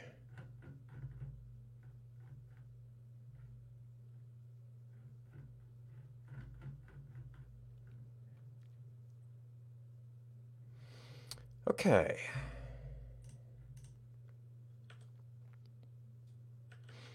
Okay, so that's still a sample. And I need kind of need a better way to switch this.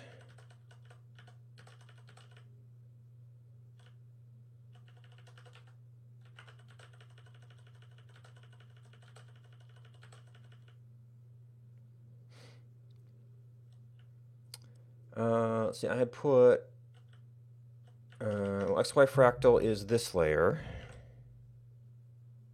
Oh, hey, that doesn't look nearly as black anymore. We really were getting negative values.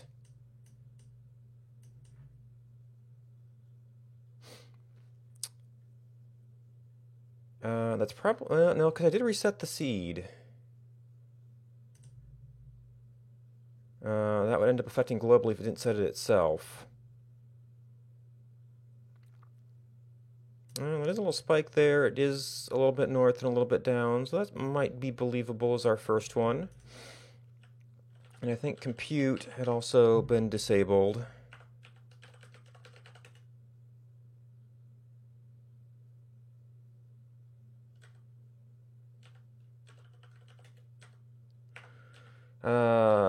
Base.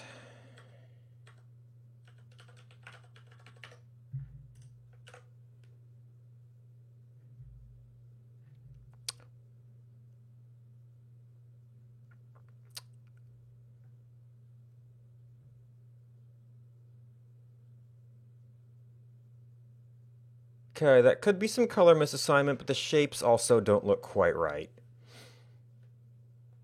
Which is kind of the stuff I was afraid of. Because I might still have the colors wrong.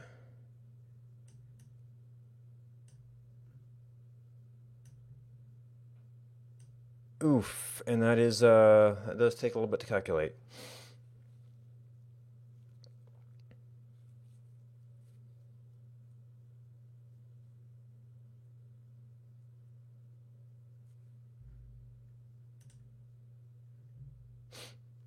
Oh. And by the way, our scale's wrong too.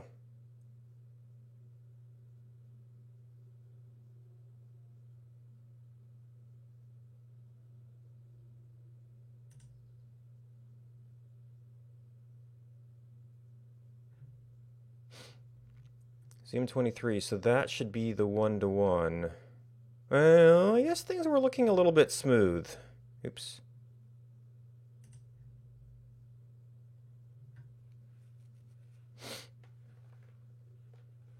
Oh, no, wait, didn't I turn it up as a test? For Crucible-like, no. Fractal layer, how about biome layer? No.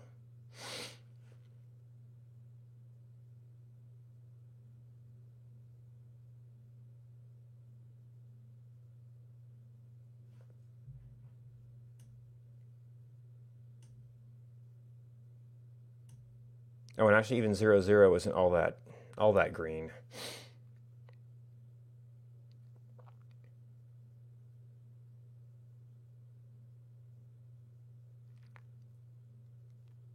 Okay.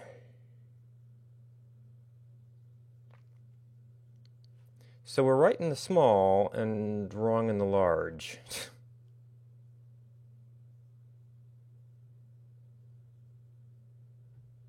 Oh, and the pixel blurring is back. Oh, I turned that on for images, I bet.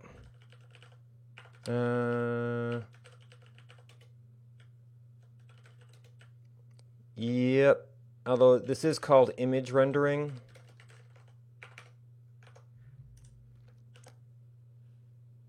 So I don't know. Oh, okay.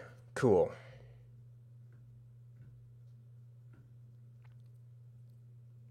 Because the problem is we're tiled, so the seams show up because it can't blend between those.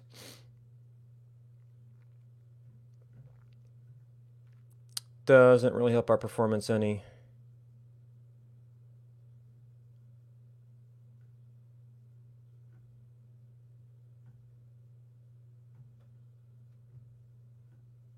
Yeah, it gets a little bit better as we aren't doing as many things.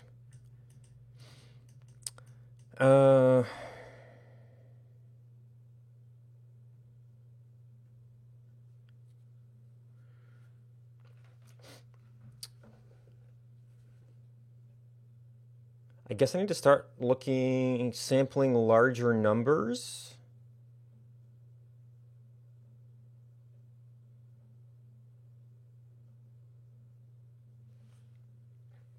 For my direct comparison tests.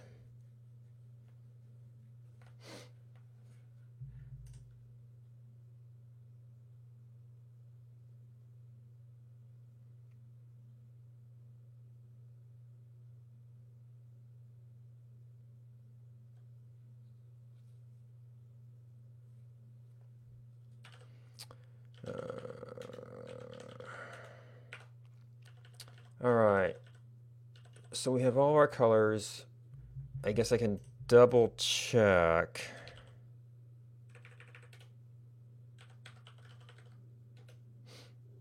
Put map biome image. Okay, so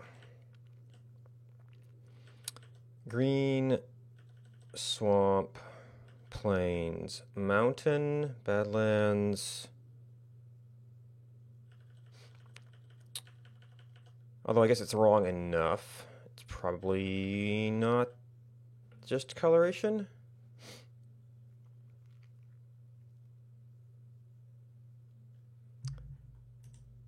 Although this is kind of where a swamp was.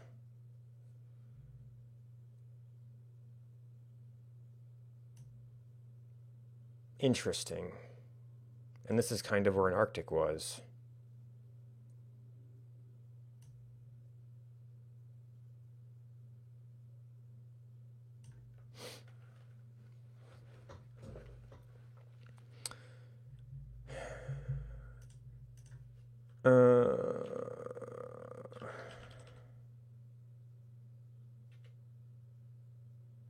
Alright, so those are the default values. What was I actually... Well...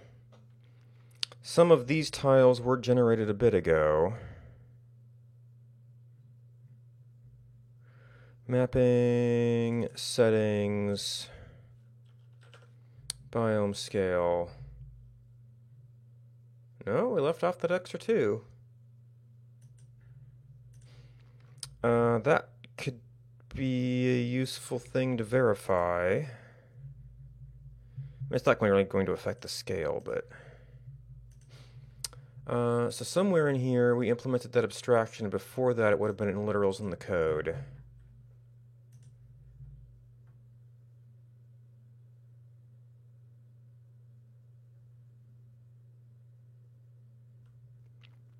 Eight three three two 833. Oh, it's a 0.8, so it's the same amount of precision. And in fact, that did get typoed here. It didn't get typoed somewhere. Well, I should have noticed that in the output tiles, but then you don't see those tiles. Okay, so yeah, your 0.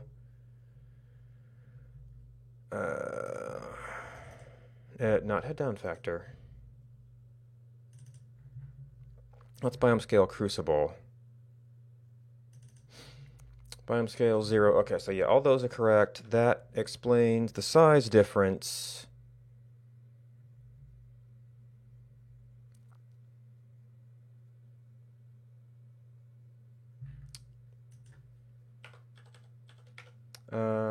You also were in the fractal, but that's not what we're showing right now.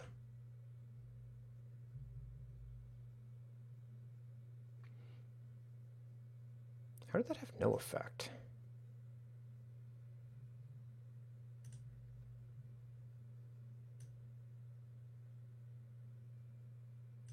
So I think we were doing layer 0 there.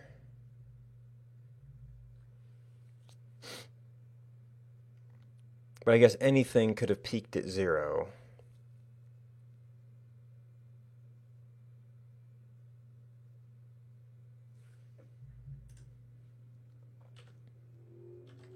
Base layer.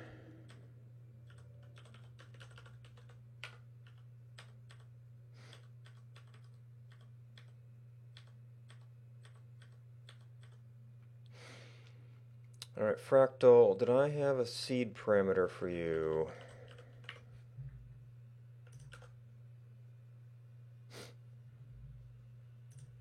Let's make that default on too. So you're not as obviously, but it is definitely peaking there. And this is where I'd have to output the actual biome fractals from the base game for comparison.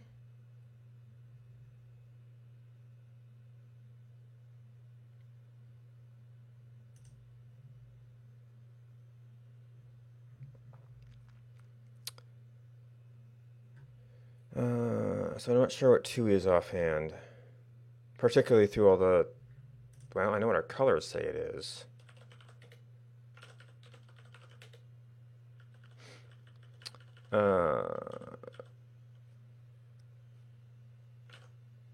So our next one would be mountains, which seem to have that too.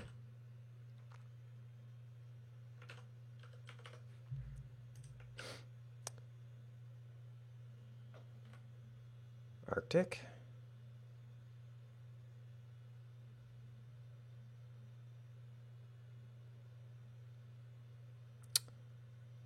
Man, this is going to be kind of a needle in the haystack to find out where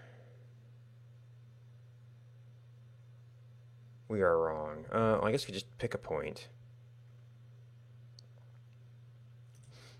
Probably one of these points to make things easy.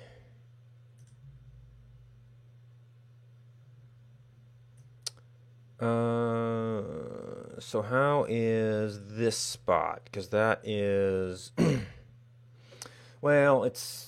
I'm going to have to set up something that calculates all of the fractals at a particular location. And there does appear to be some contention here. Oh, there is some mountain trying to get through.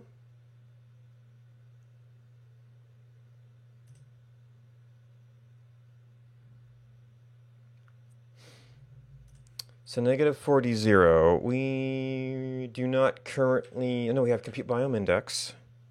Well, we already know what the answer is. What I need to do...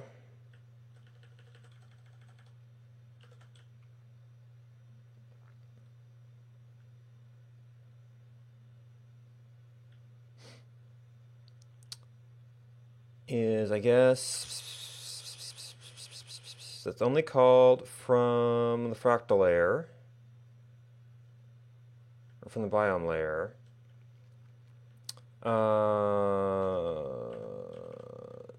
So actually, draw tile can just do nothing.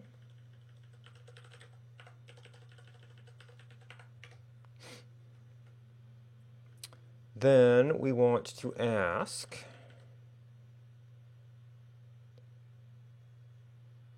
well, one of the options.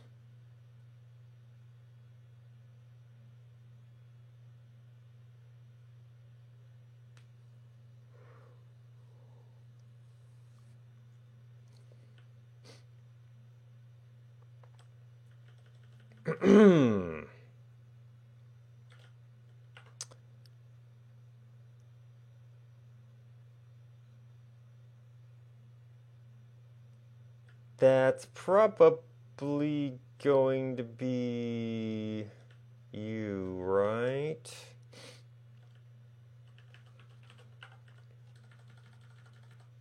Let's take a look.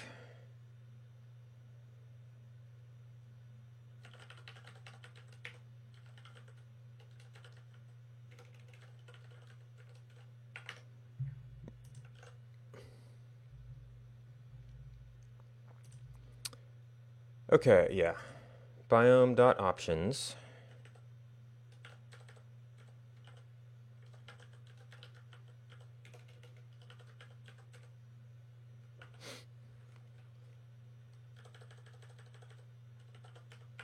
So we'll start with you. So we know what the answers are. This will kind of set up the experiment.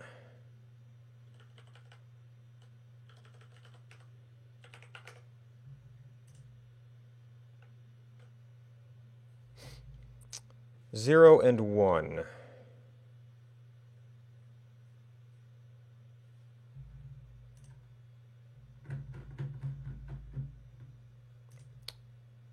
One is indeed Badlands.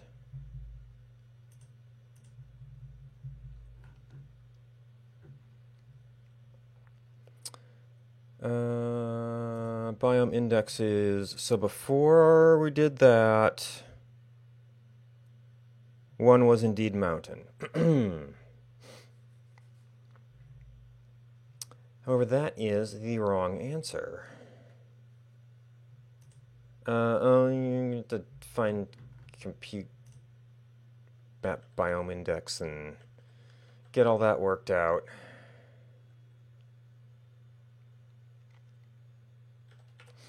Alright, but we need to start breaking this down. Well, we need to know the get XY fractal result, which I guess we haven't really worked over get XY fractal yet. Because that involves all this different scale stuff.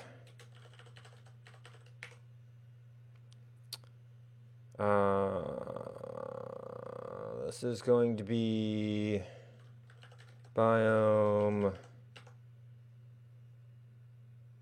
Oh, I'm not doing the biome map.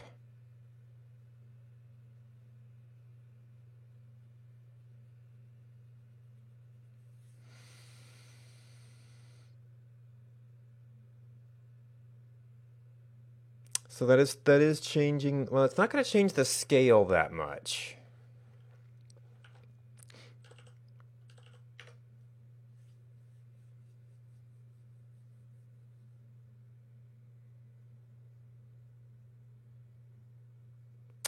Okay, I need a temporary biome map here.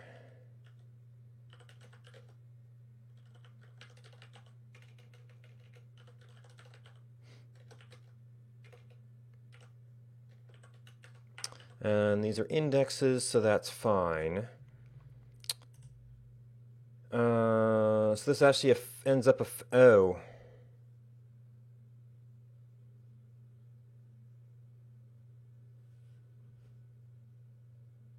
This is the index to the biome.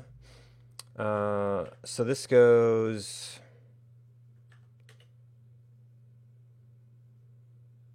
Zero is grassland. 1 is swamp.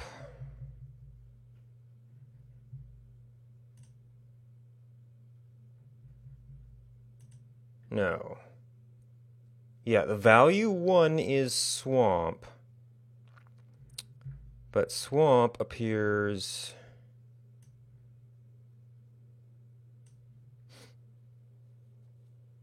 So these are get map biome, not get map biome index, which is after running through the table. Pretty much all it is.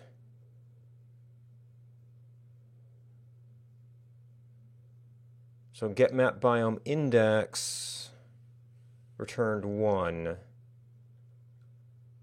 which we want to be swamp, which is... Oh no, nav swamp is 1.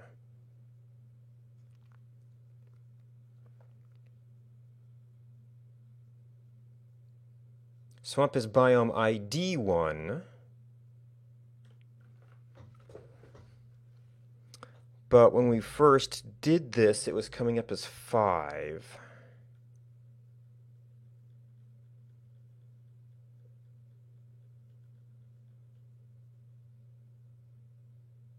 All right, so the order is grass. Well, we want swamp, plains, mountain, Arctic, and right now I'm just doing, my color table is a little bit weird. Arctic, grass, swamp, plains, mountain, Arctic, desert, jungle. We know you're 0. We know you're 6. I could probably figure it out from that table.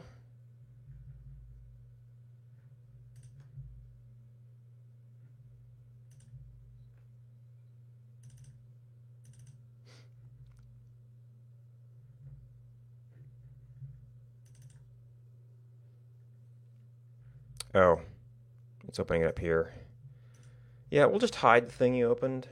I guess pop-ups are sometimes annoying. So biome index 1 is swamp. But we think it was coming up 5.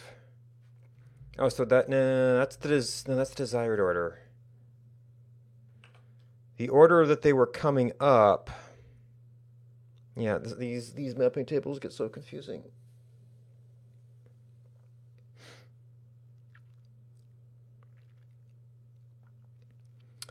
So index 1 is mountain in that table. So this has to be mountain index. So actually, I think we need the old ones here. And I have to figure out what those indexes are. Mountain, Arctic, desert, plains, swamp. And we know swamp is 1.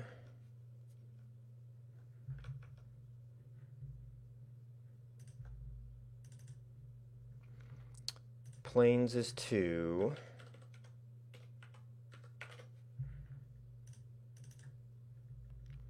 Mountain is 3.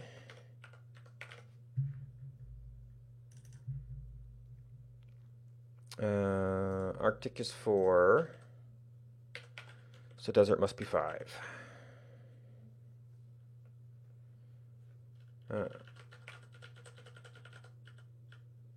Alright, so biome I equals biome map I.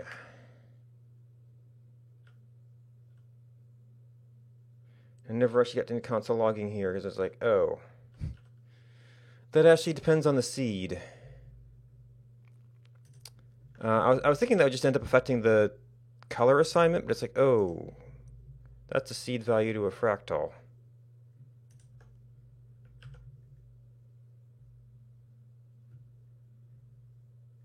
Did I have this? I had this disabled because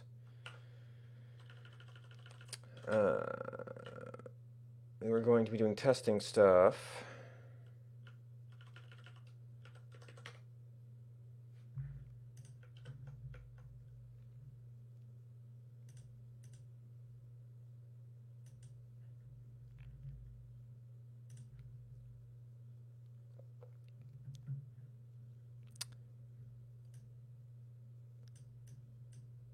Oh, well that gets the colors. It hasn't really changed the shape though.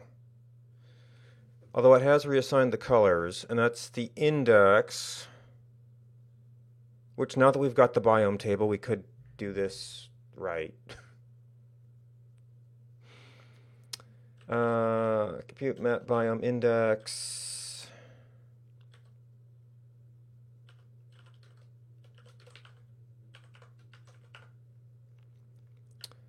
And then get our colors straightened out.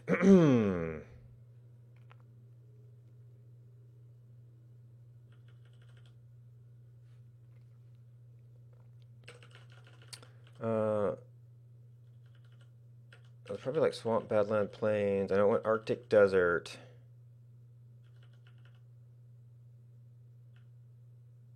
Yeah, plains was 2, right?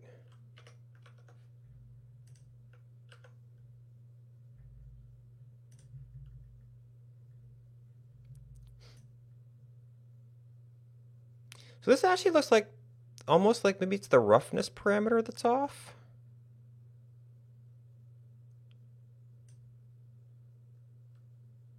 Oh, and the scale parameter.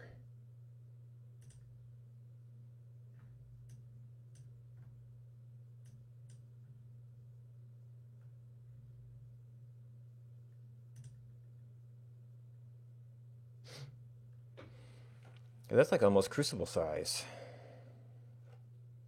Well, with a lot more roughness.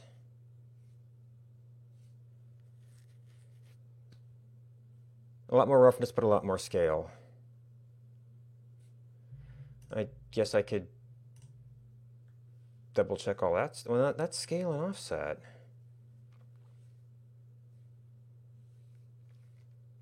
I haven't really checked over how I used that stuff.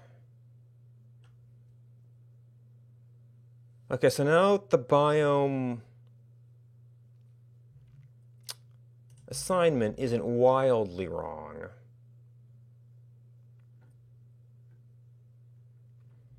So we need to find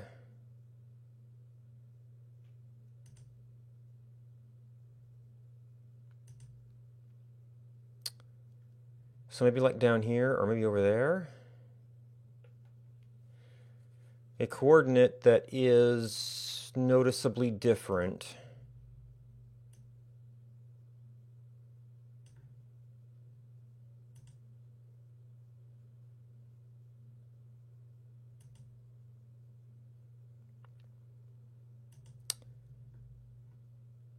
Zero 40, I mean, it's a tiny little bit of desert, but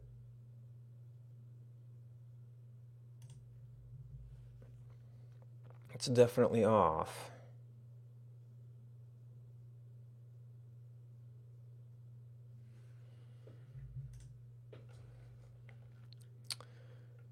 All right, biome layer.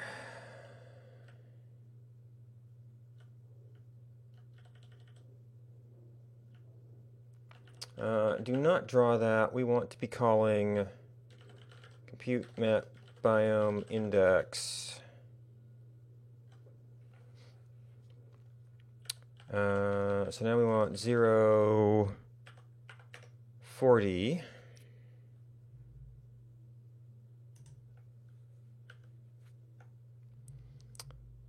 All right, so 0, 0 is 0, 0, 0 is 2.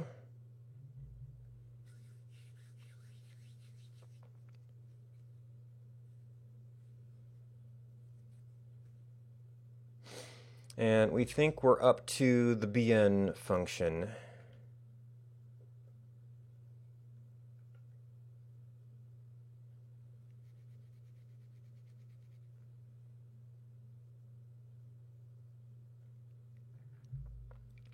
We think we're good up to the bn function.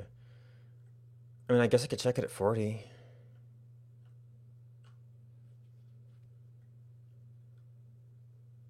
Since it is a little bit of a...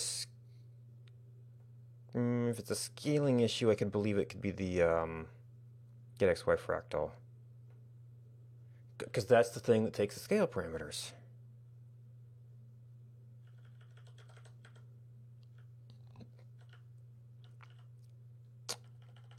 Did I... roughness scale... Well, it's correct for this definition, as long as I didn't biome fractal roughness scale.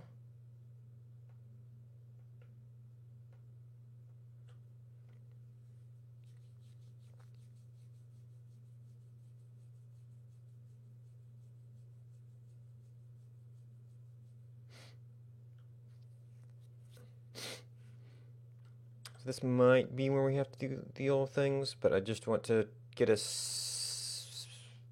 is this returning different values? So console.log I biome randval is really what we want.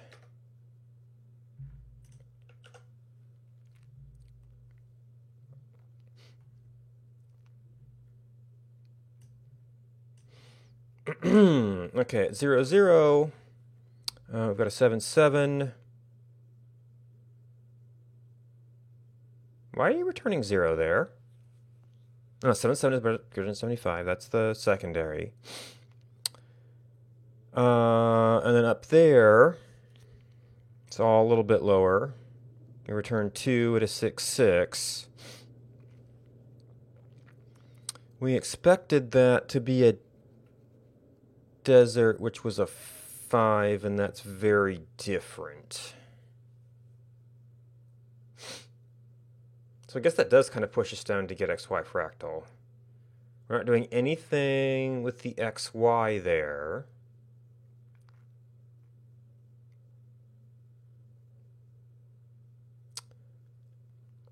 But we have 2 seed operations.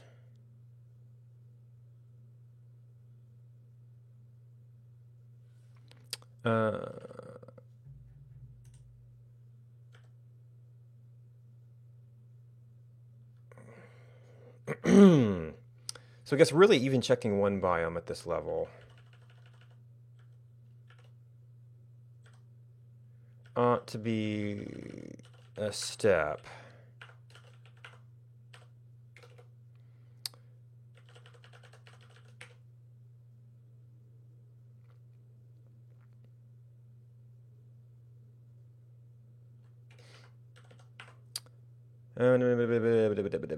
So we need XX seed.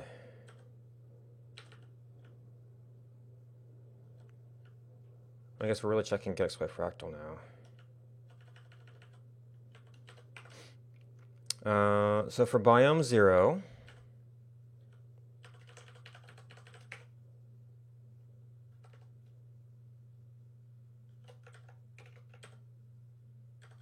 not tweaked hash, get XY. So we have 0, 0. We have a roughness, which are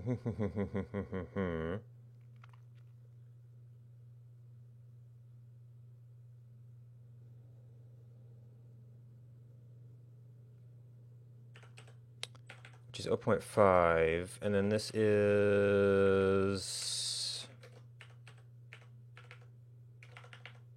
8333 times number of biomes. And then also at 40. And that's a start to get some comparisons going.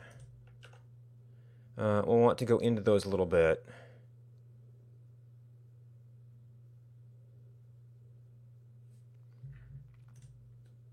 $72.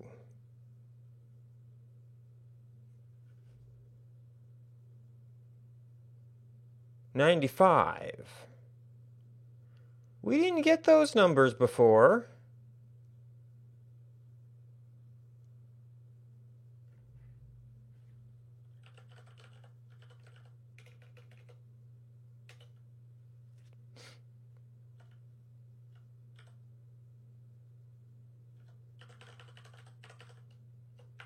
Well, actually, since we're debugging this function anyway.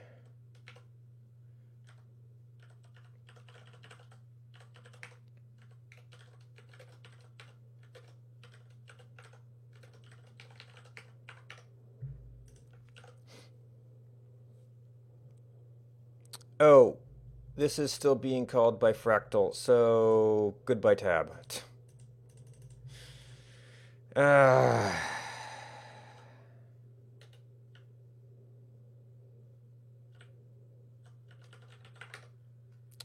Don't do that, please.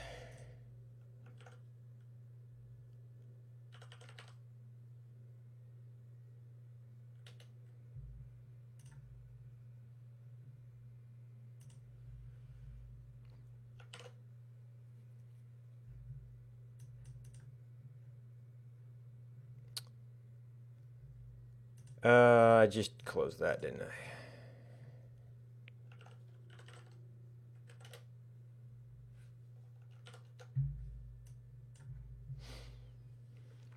All right, so 1444 compute map index.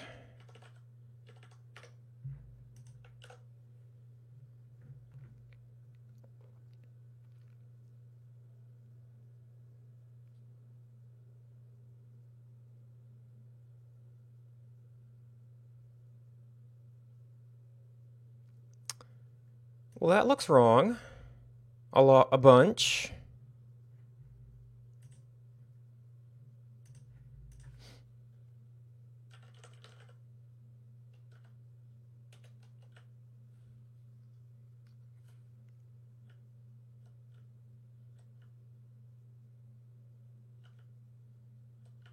Biome scale plus biome offset times num biomes.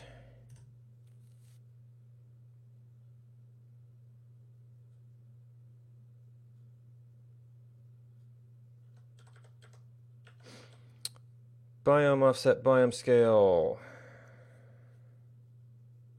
Num biomes.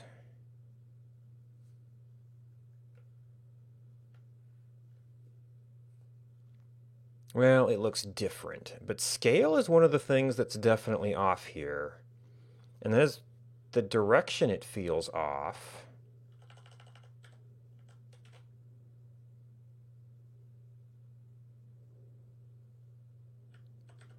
Okay, grid layer.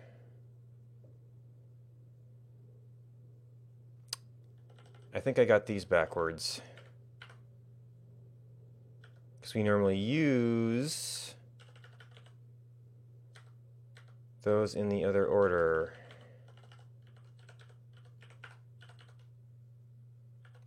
And actually,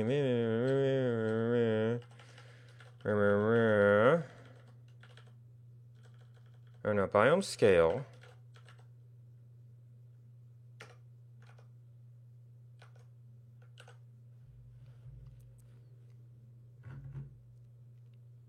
All right, 1 4 1 4 1 4.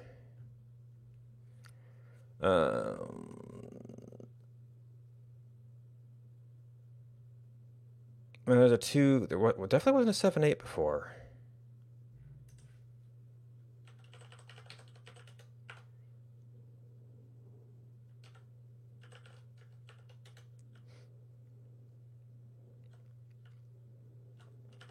Okay, so you're going to be the spammy one. The rest won't hurt us too much.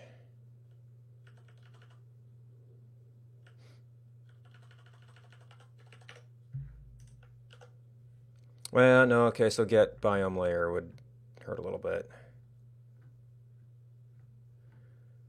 That does feel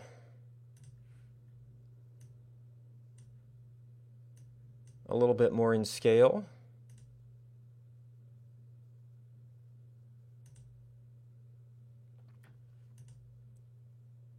Oh, okay, that's not drawing anything right now. Compute map. Biome index.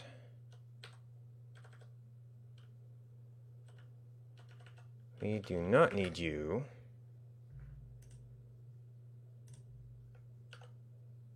Okay, just a couple numbers.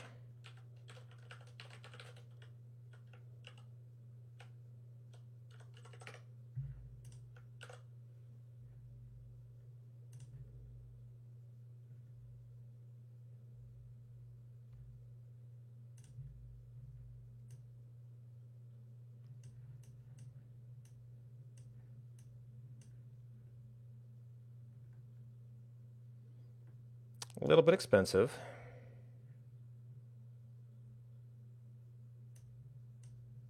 We really roamed.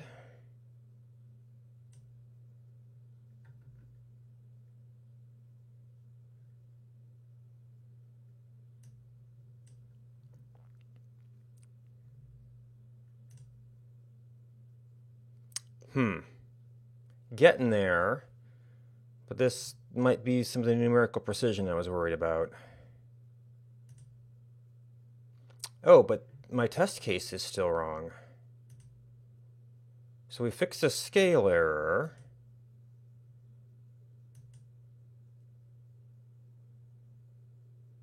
We're just a little bit off.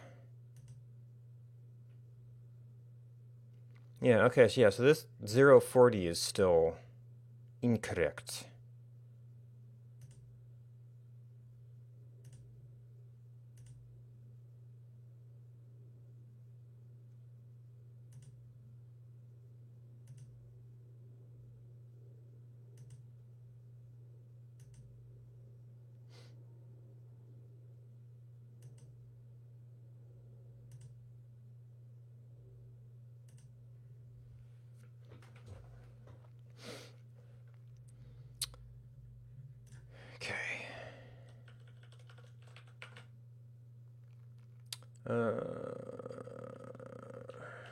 Draw tile. No, that's point overlay. Fractal layer. All right, so that's the really expensive stuff.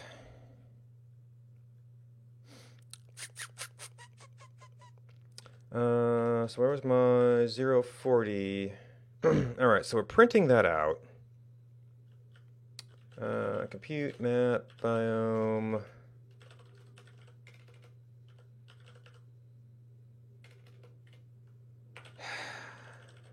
Can never spell, okay. So for those 2 points,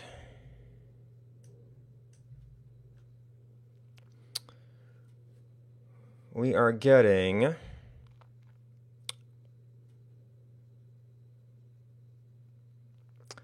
now I'd swear I saw a 95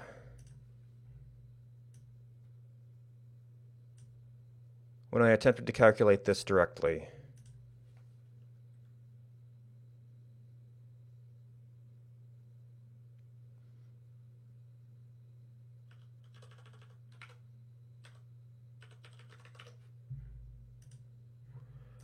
This doesn't have the seed value.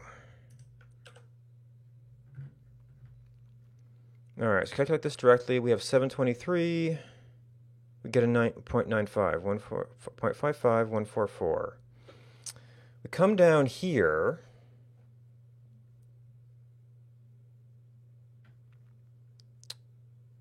Did I do 0.40 for both of them?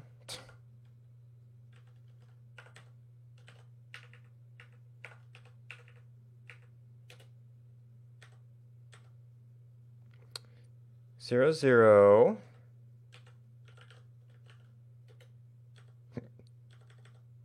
Get XY fractal. 0, 0. Why are we going straight to 0.40?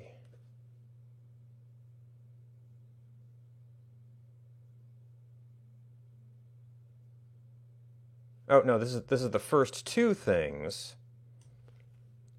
That's 7.2. We come back 0, 0, 0.55, 7, typo somewhere. That's seed values for you. 263, 723. Interesting that was, I mean, it's just a slightly different shape. Oh, that also made it not prime, which may have not been good. Okay, 95, 72, 95, 72.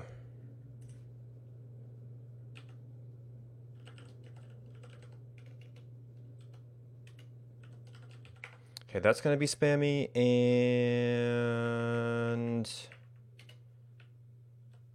this is going to be spammy.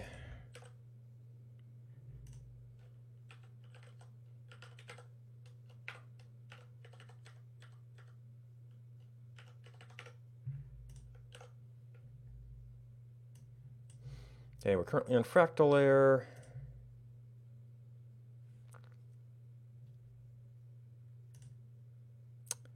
Ooh, yeah, now we're down to like numerical precision and stuff.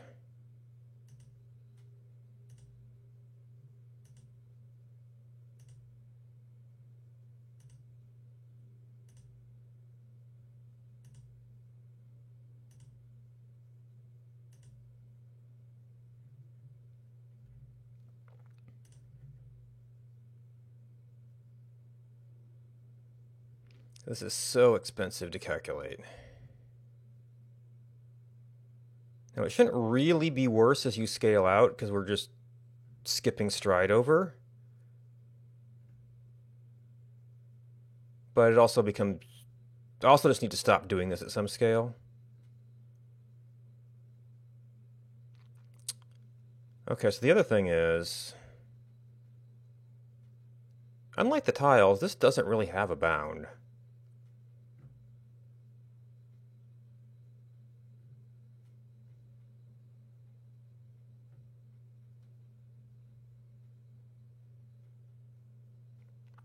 It'll kind of gleefully calculate off into infinity.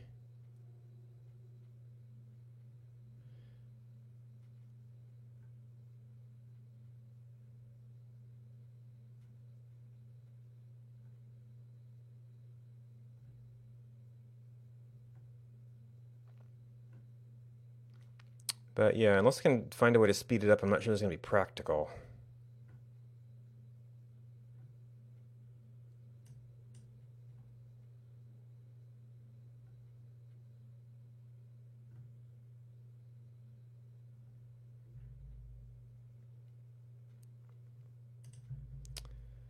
All right, 0, 0. Place we're somewhat familiar with.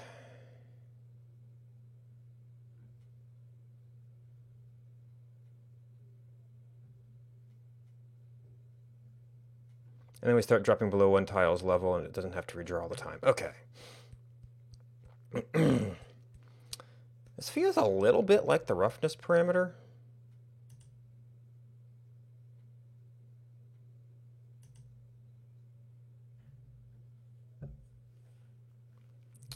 But we think that's right.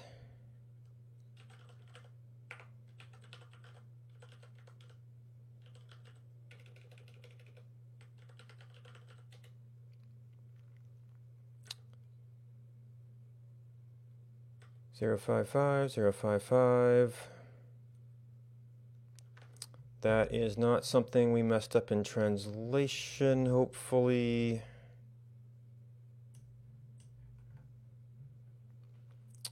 Biome index 055. Are we using it correctly? Well, all right. I need the exact location of a misbehaving pixel. So that's the same, that's the same. I don't suppose I have any other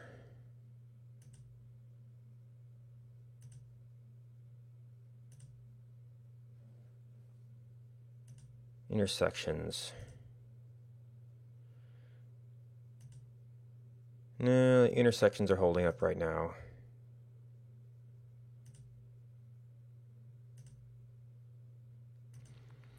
We've got someplace over here.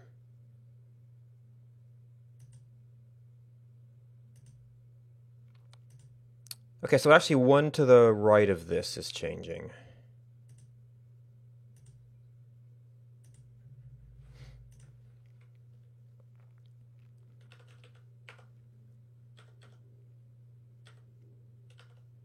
It's point overlay, fractal overlay. And this does have to do with kind of the race of things. What are we comparing here? Get XY, fractal.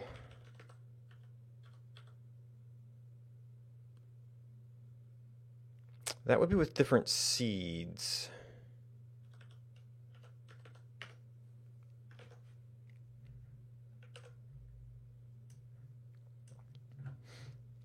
Oh, I need my actual locations. All right, so we sure. Well, actually, we just need to calculate this one spot.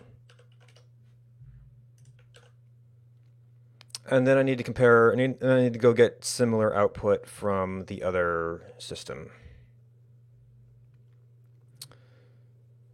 So we are calculating, I didn't get a good look at it. We can still look at this one.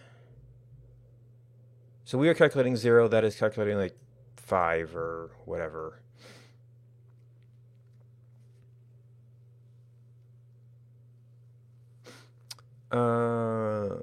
So that's a 7116 versus a 7169. Yeah, it's a very, very tight thing right there.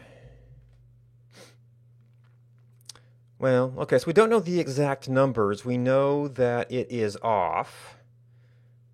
Well, I guess, so what I can do with what I've already got instrumented is compare, well, this is actually, for the upper level functions, it's actually a couple of different scales.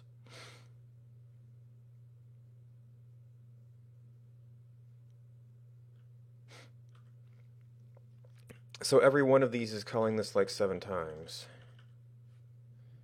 And this is the right number of times, correct? Fractal noise.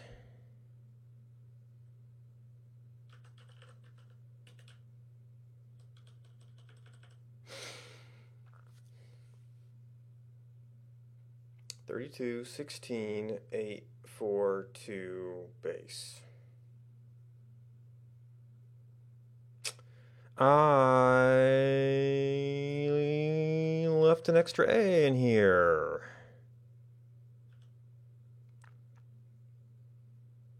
And I guess we don't technically need that, but that was also in the base code.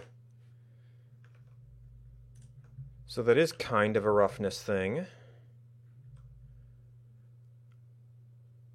Biome index 3 is indeed 5.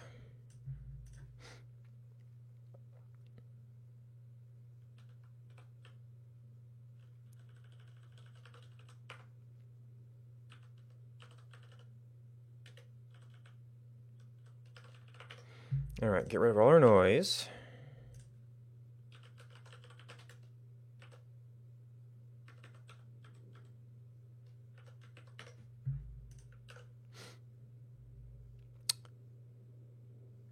I didn't get a good look at that before to know.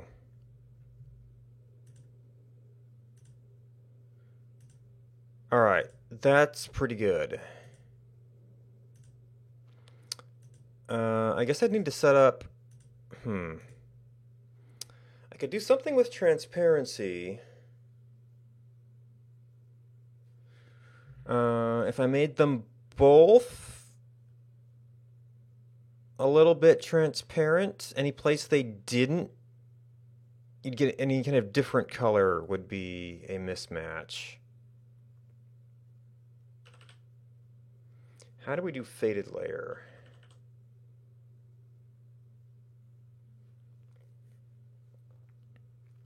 Now that control, okay, so that's an 0.2.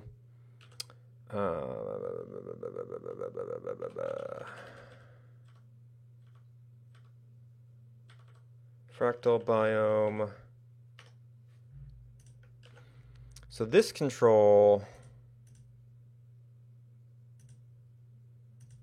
will only have one thing on at a time. I can see if I can manually add both, but the layers control might try to override me.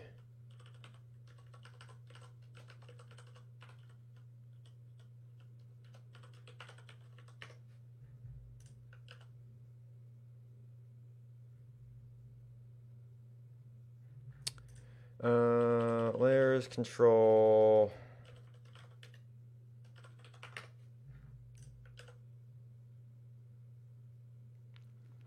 You see, the thing is, I can't actually tell.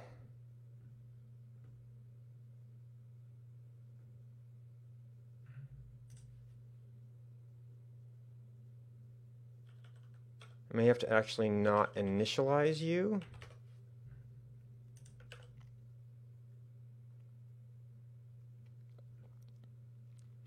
Or maybe Leaflet has a concept of base layer.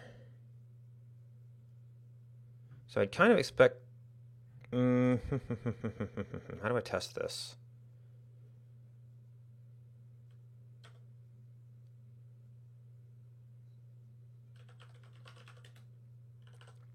What if we set you to more? Okay, so something got darker there. Set you to more. Something got darker there.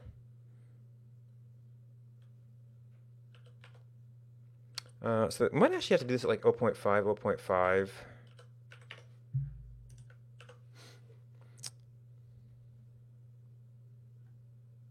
So you can see it's a little bit faded out. And essentially what I'm looking for is anything that doesn't appear to be a standard color pixel.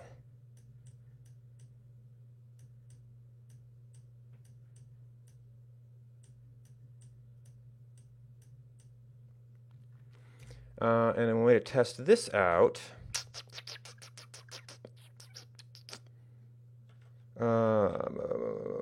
biome layer,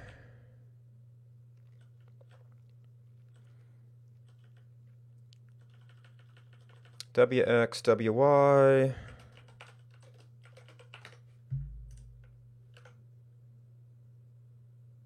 Yeah, so it's not super obvious, but there will be some different colors in there.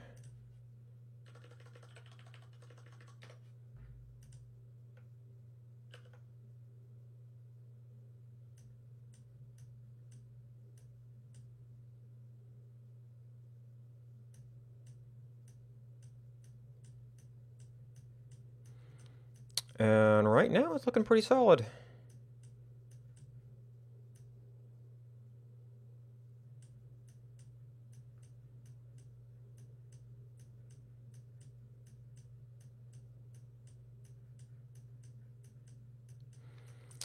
So now it's a question of, can we do anything to speed it up? All right, opacity, not at all. You're there.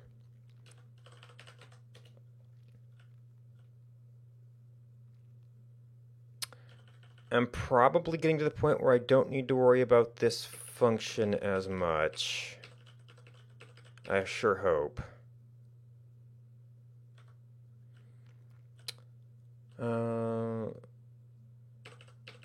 I mean, unless we're doing further comparisons against optimized versions.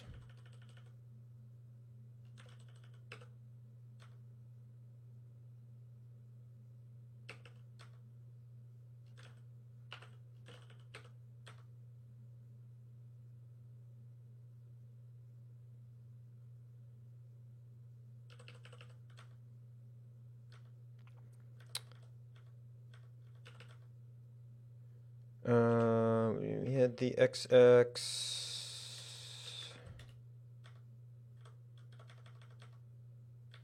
TweakTash 2D.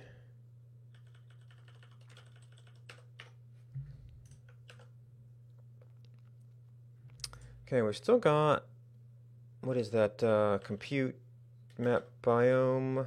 Yeah. And then we tweaked things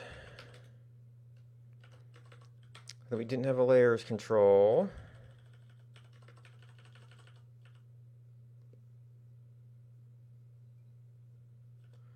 We're probably still looking at, well, maybe we need that.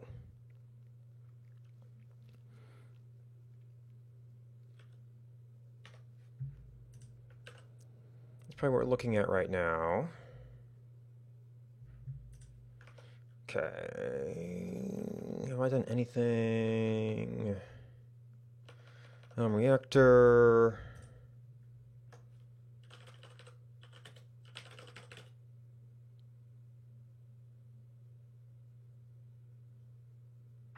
So one option is that we could use the tile database we've got. I have to make a special tile layer that handled misses properly. And then go over to generation where we don't have that. So it'd get painful when you zoomed out, but you'd be able to see everything. I guess you could also put in bounds then.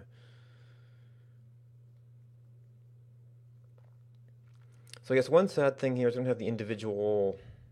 Maybe I should be committing some of the individual fixes. You can kind of see them. We got our biome map. Fixed up some of our numbers. That was for the fractal layer. Oh, did I get?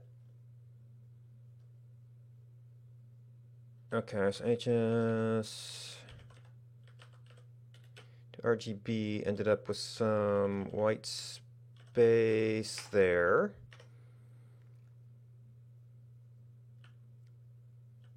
You're also indented weird.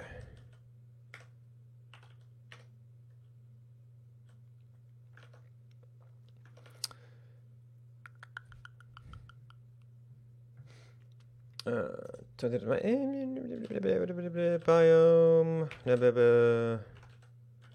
biome layer. I copied the alpha false down to you.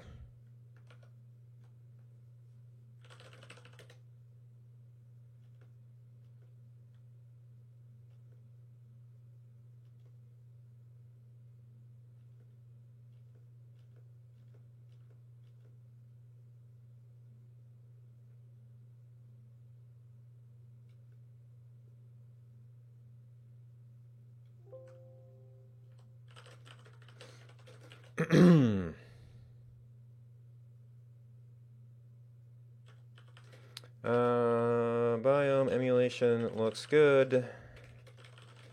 Oh, kind of slow.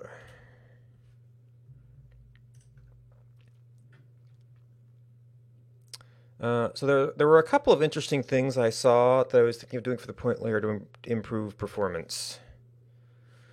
Which I think I had in my notes. Yeah. So they were doing some of their rendering on a single layer. I don't think that will be well, we would be creating fewer canvases. I guess one way we could maybe test that a little bit is you can change the tile size. Get tile size. So grid layer.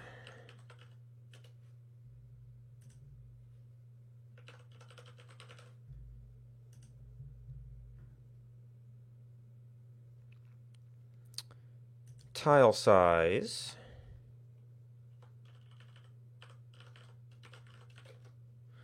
I don't want to just double it because we want to see if we're really getting an effect here. Ooh.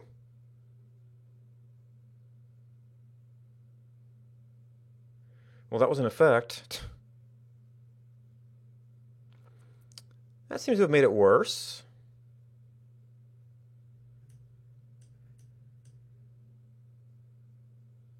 Yeah, okay, so it's the raw calculation.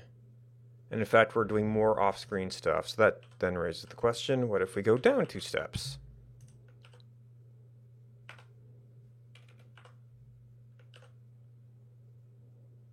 We're still pinning the same screen area.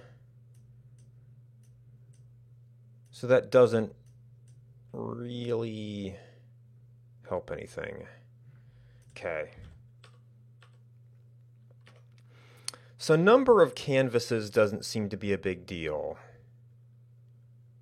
And 256 is probably for the points, it might make a difference because I have to iterate the points every single time I draw a tile. For this, not so much. So I guess the other big performance thing I saw was there was a thing that was doing fractal rendering. Much like this, and it was doing it off in a web worker, and maybe they've got some other things. Oh, and the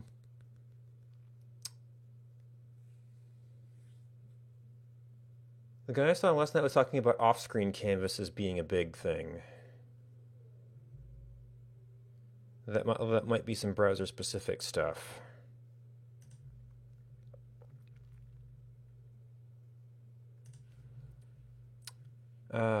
Oh, this is the, okay. That'd be a base map provider.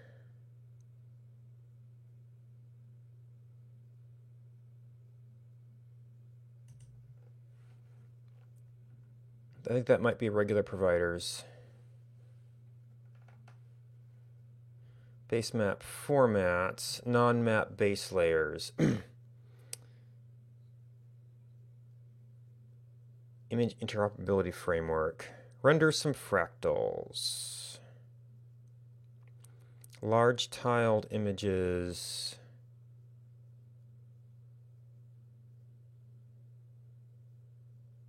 GDAL to tiles.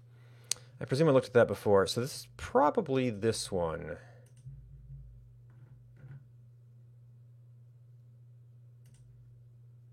Yeah, this looks like it. Okay, this has limits apparently, or zoom limits.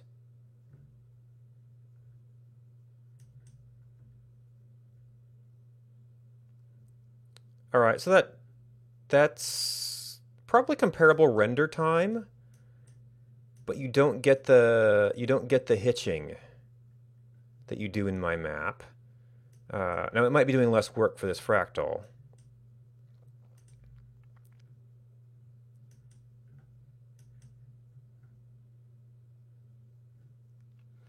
but it's definitely much more responsive.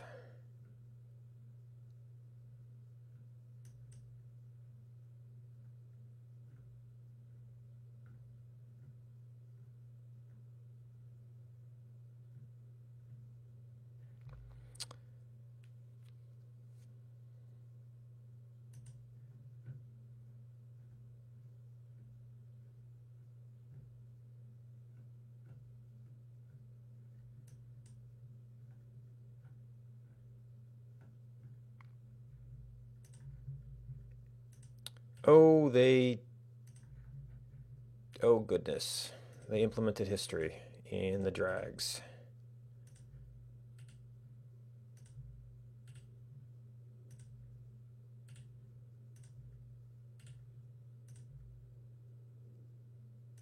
Oh, no, this is the second tab. Okay. Okay, sure.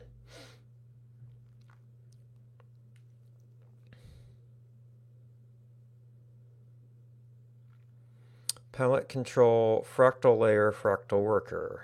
Palettes. Leaflet hash.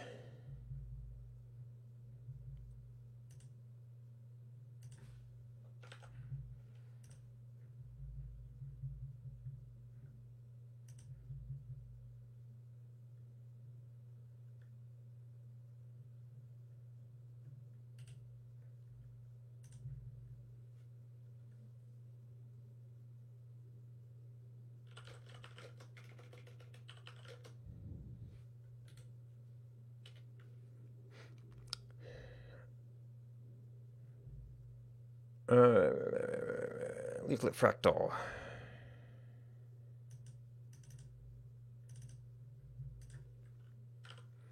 Alright, so we've got fractal layer.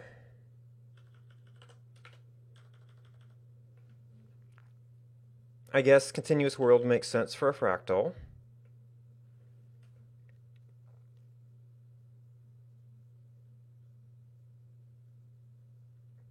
Our world does have boundaries, they're just way out there.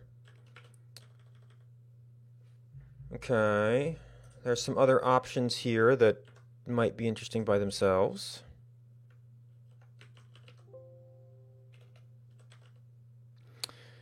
Tile creation can be asynchronous. Oh. Well, we can see if that makes a difference. I mean, we're not, like, super hard. I think it's a just straight up calculation. It might not matter, but it might actually help a lot. Map. This would apply to fractal layer, but we're probably just focusing on this right now.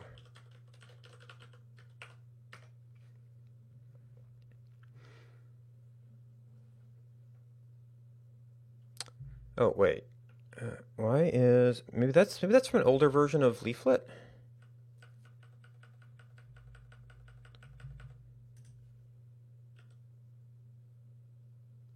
Because that's not documented. Create tile.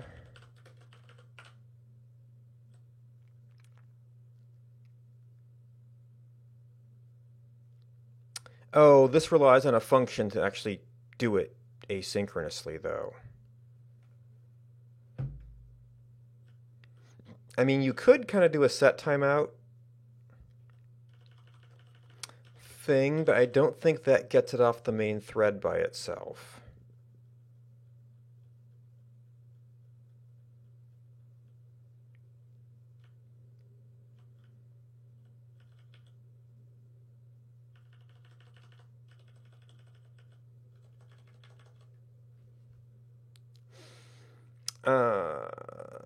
We also need to have a bound function here.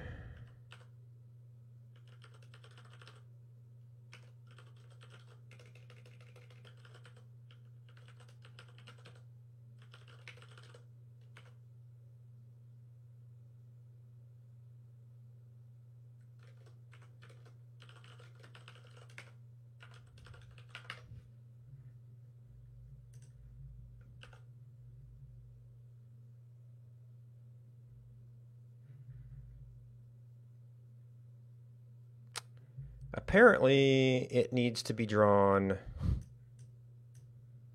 at the time, and I don't think it's doing terrible much for performance either. Are we even being called?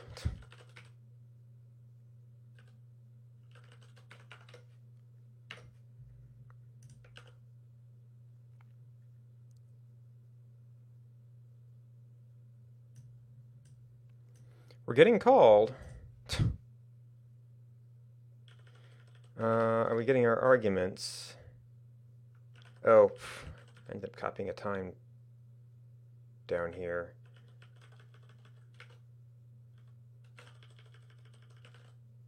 No, your point overlay, you can have a time.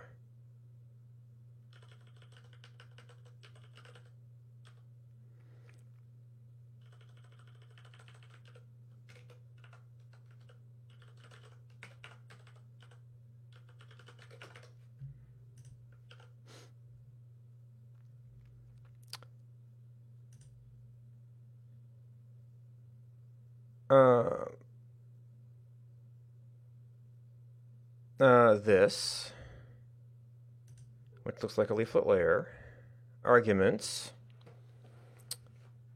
I guess it just has to be drawn before it gets returned?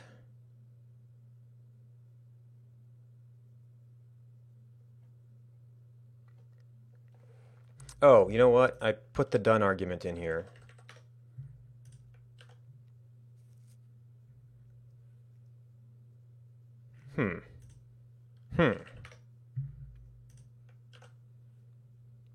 So that definitely changes the patterns in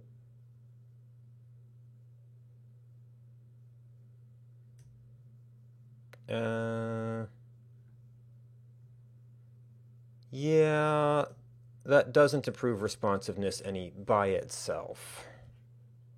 Oh. Well, no, that's timeout.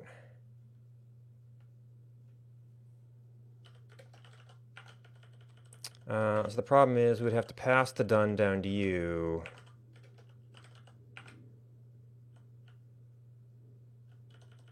Oh, and actually, doesn't that return the value?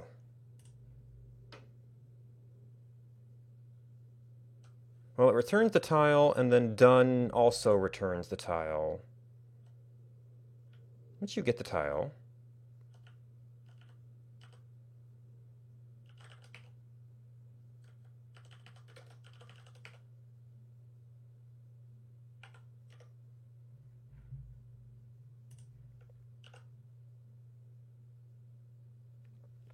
Okay, so it fades it in a little bit nicer because it knows when it actually completes.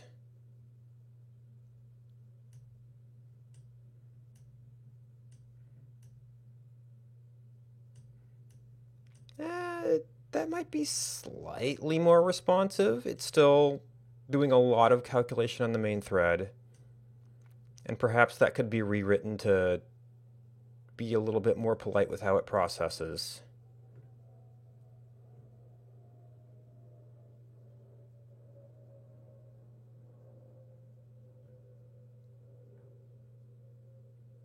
But that's slightly more responsive.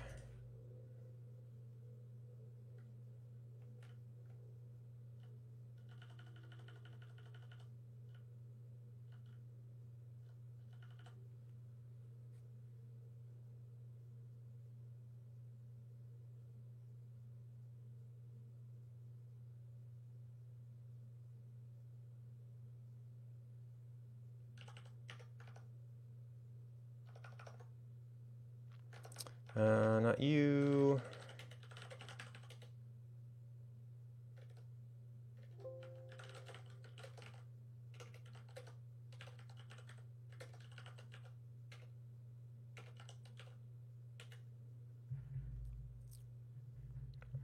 So I don't know why they had the async flag.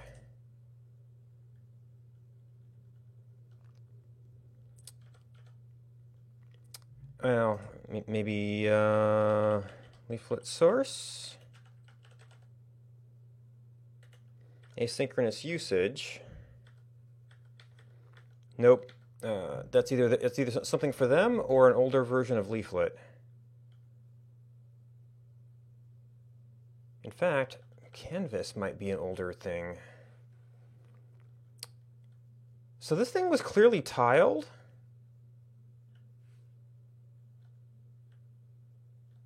Or it sure looked tiled.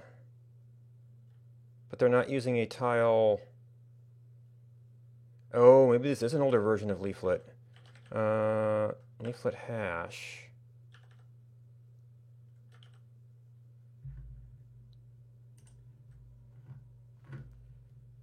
How old is the project? 24. Okay, yeah. So this might be for a different version of Leaflet. I mean, the concepts probably apply, but there's going to be some different stuff.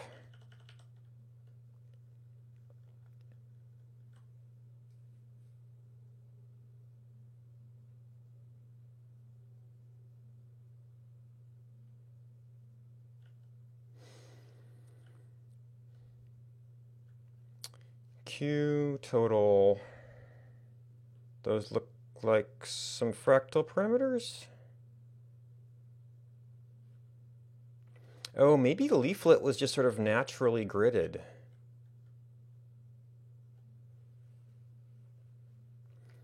Num workers. I less than num workers. I equals 0.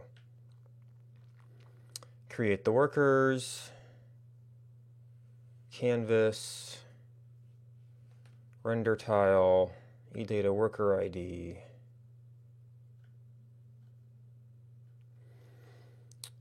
New data.pixels. Image data, get comment, image data, set array. Is that a message? Workers on message, yep.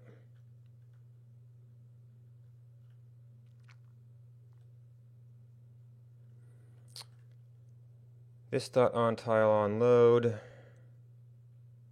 Yeah, so it sounds like canvas layers were inherently tiled. And I covered up my window. Bloliperia, thank you for the follow. Hope I didn't mispronounce that too badly. Draw tile. Tile drawn canvas. Tiles push.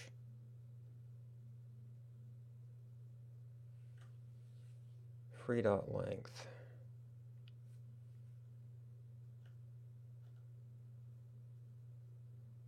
It's internal queuing. Palettes, yeah, I mean, now that it's soft, I could do different palettes.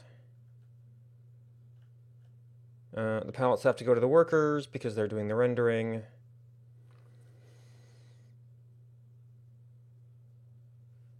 Workers post message with all of the data.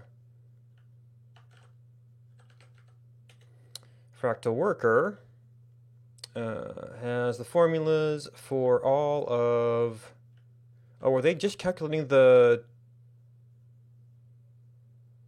return iter? Okay, so this is just the functions, fractal functions.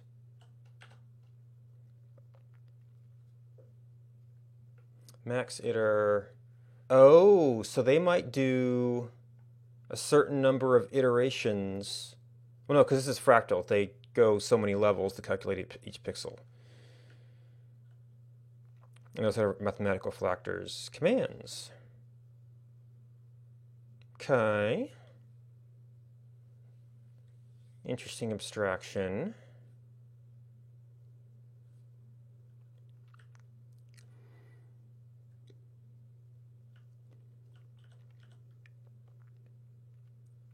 This is a little bit of the optimization here.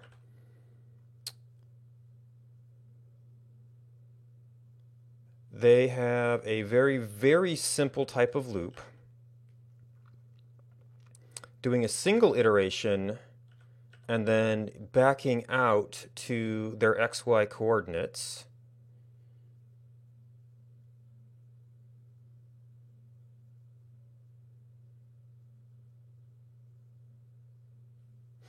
So there's a scale here, which is comparable to what we're doing.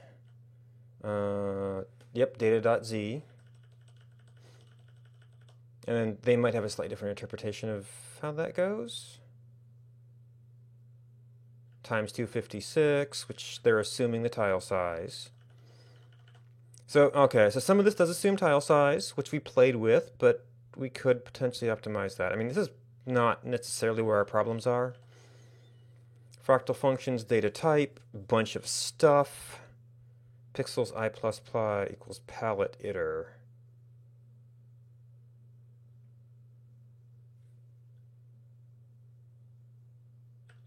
So what's a palette?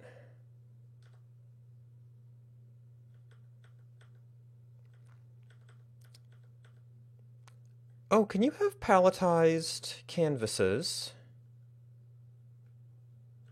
Data.pixels equals array.buffer, callback with the data, callback post message. Because you're not doing individual things.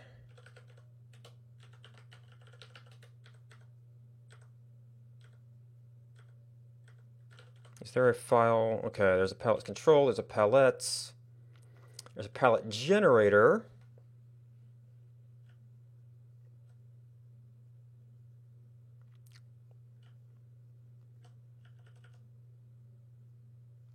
Index from 0 to 1 and returns RGB values. Okay, so they're doing based on certain things. Okay, oh, so those are the palettes, HSV, green candy.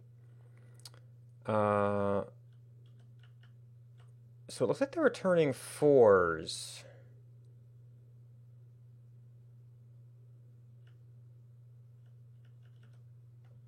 RGB3, return, so you're returning arrays of 4. Get palette as buffer.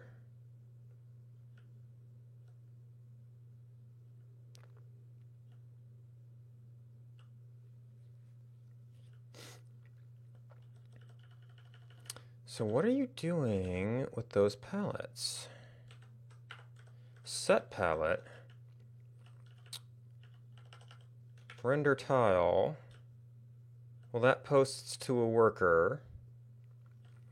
When does the worker call back? Well, there was a thing up here.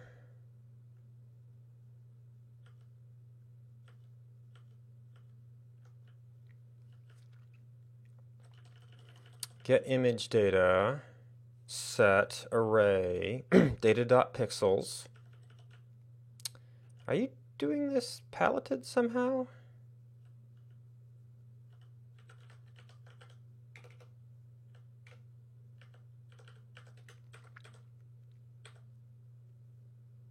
Palette send.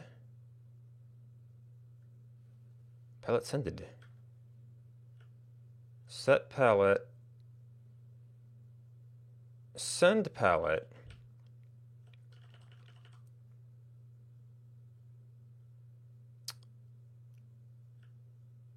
Get palette as buffer.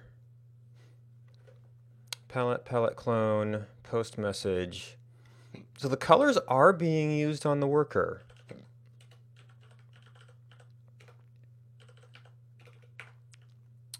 What is pixels then? It's an array. Oh, uint32 array.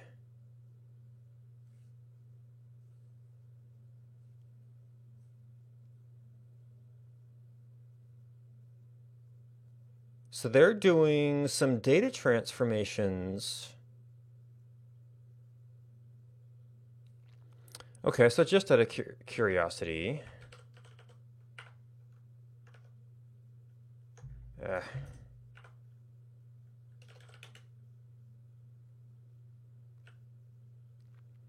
If we only had to set one thing every time.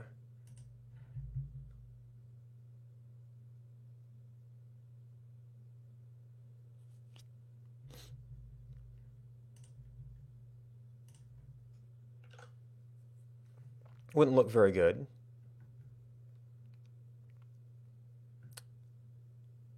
In fact, it looks a lot... Oh, this is probably the alpha.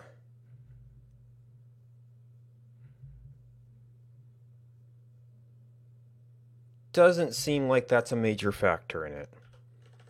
And it can't hurt.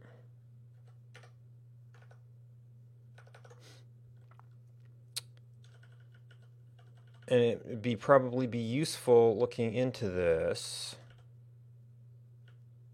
So pixels is just an array with a known size.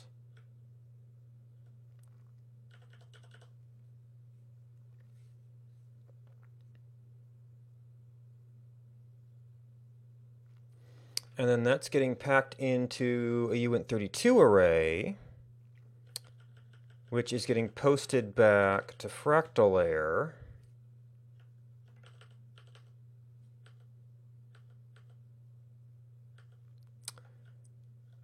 Which is reinterpreting it as a uint8 array and using data.set.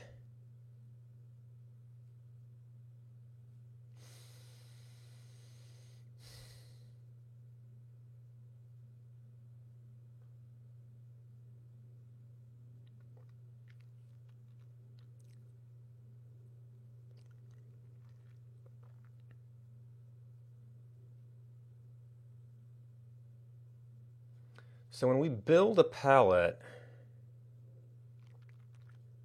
it looks like we build it up as individual elements, and Fractal Worker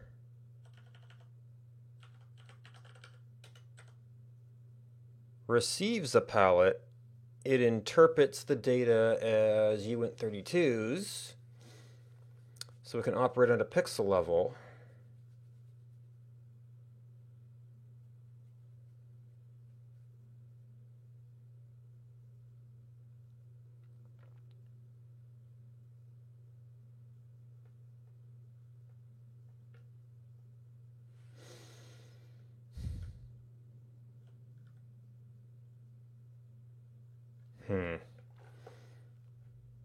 All right, so potentially we could do some micro optimization there. We undid this, right?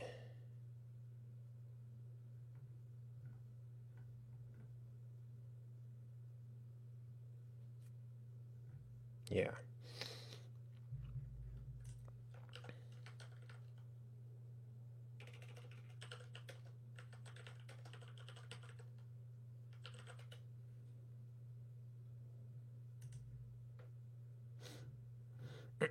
Pre-render similar primitives.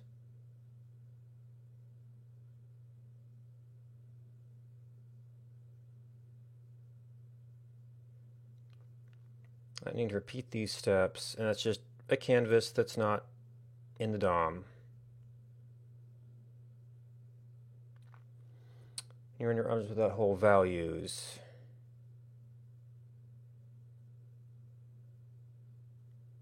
I think we're doing pixel data, so that doesn't matter. Don't scale images, complex scenes.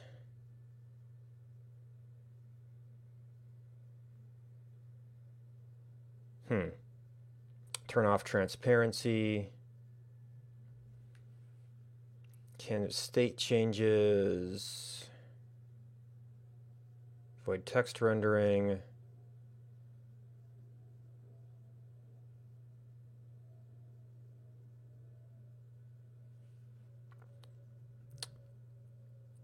Okay.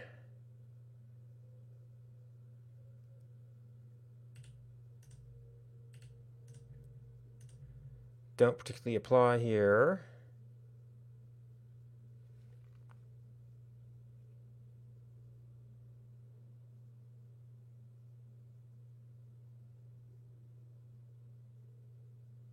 Performance tests might be useful.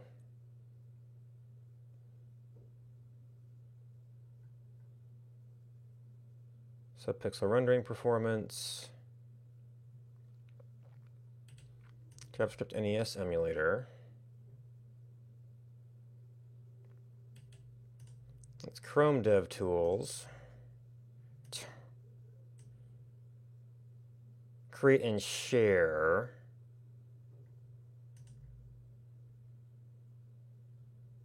Okay, that's gone. Canvas inspection. Capture canvas frame.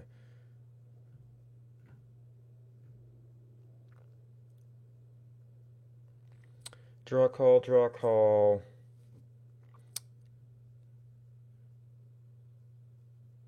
I mean, maybe if it's doing stuff on individual pixels. But I mean, as far as the context is concerned, it's one put image data. That really shouldn't be it.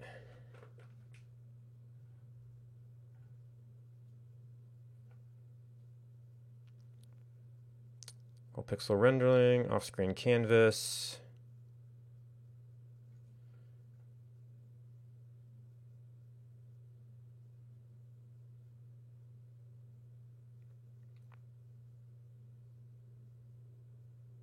That's probably the same as the alpha thing.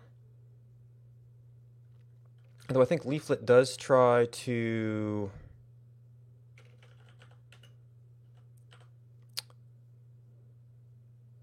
Oh no, that's an attribute.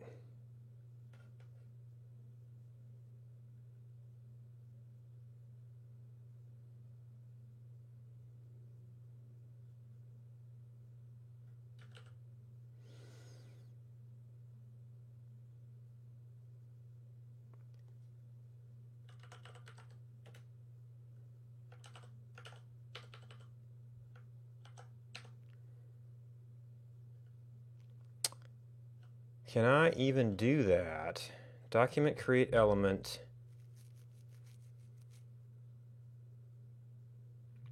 Scaling. Image rendering. Actually, I was just doing that because I like the look of it, but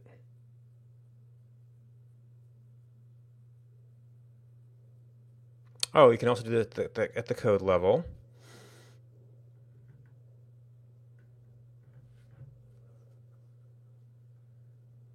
WebG. Well, yeah, okay. So yeah, WebGL and shaders.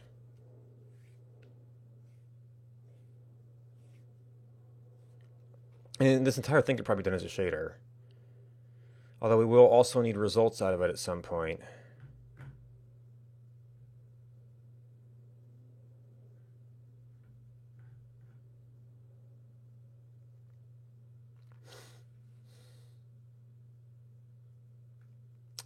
Huh.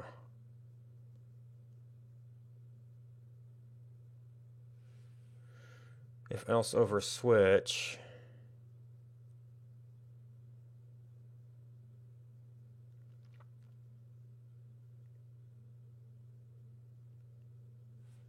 Typed arrays for floats or integers. Now that's more for heavy matrix vector math. I don't know that that applies to what we're doing.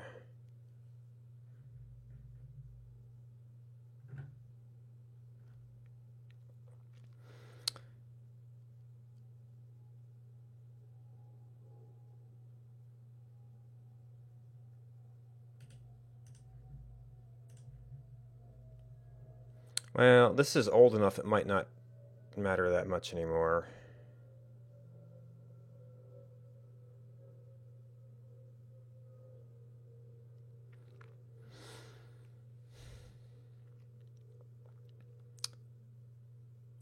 You're certain the number will be positive.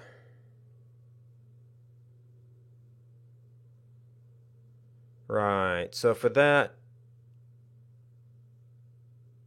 you do have to do the negative testing.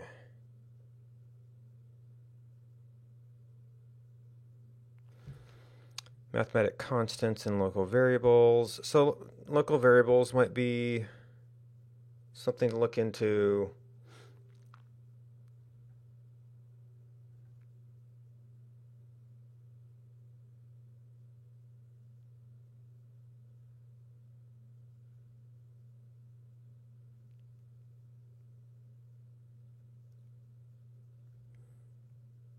There's the sign flip.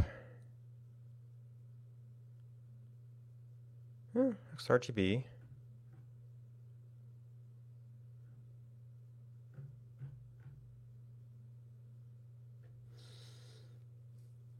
Pre-calculate. Function calls sparingly, although inlining everything could get really ugly.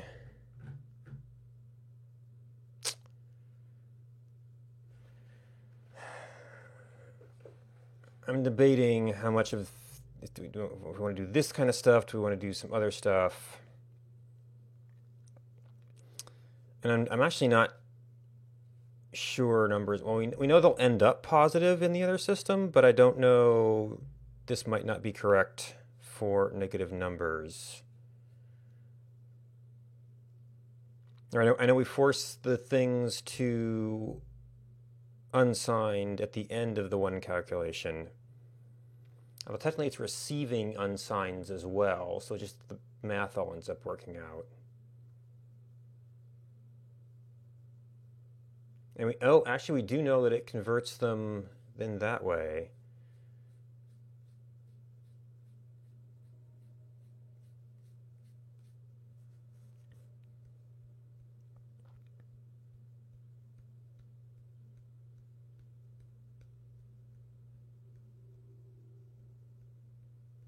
It's where they said floor was an OR.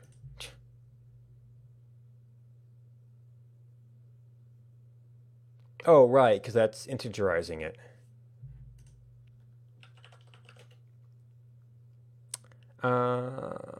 XY random, though. Well, yeah, it's not necessarily positive.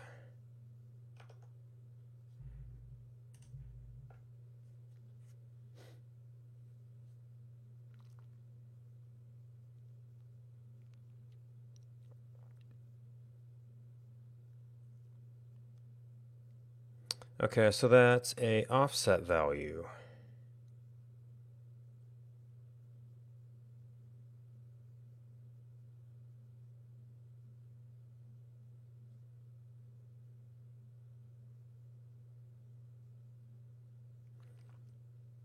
So the direction of the offset matters depending on the sign.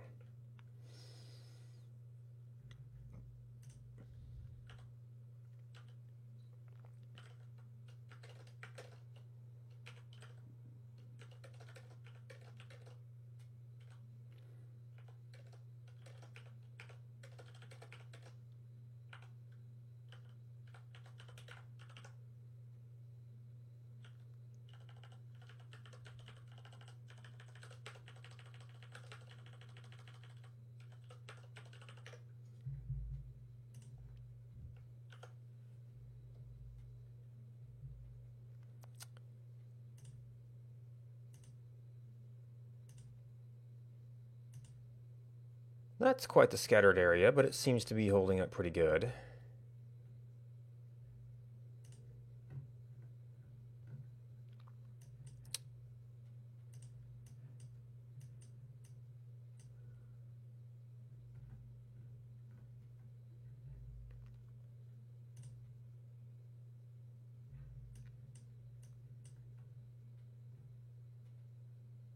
Yeah, gotta do something about responsiveness at least. Although, okay, so I was thinking, well, in order to do this, I have to calculate biomes. So wouldn't it be nice to not have to calculate tiles? Or to pre-calculate tiles? But this mainly gets chunky at larger zooms. Whereas I mainly need the calculation to get beyond this zoom level. So I might have to use this for the higher zooms, and then it's not going to be practical to use it. Is it really that scattered? Yeah, I guess it was that scattered. To use it for the biome layer itself.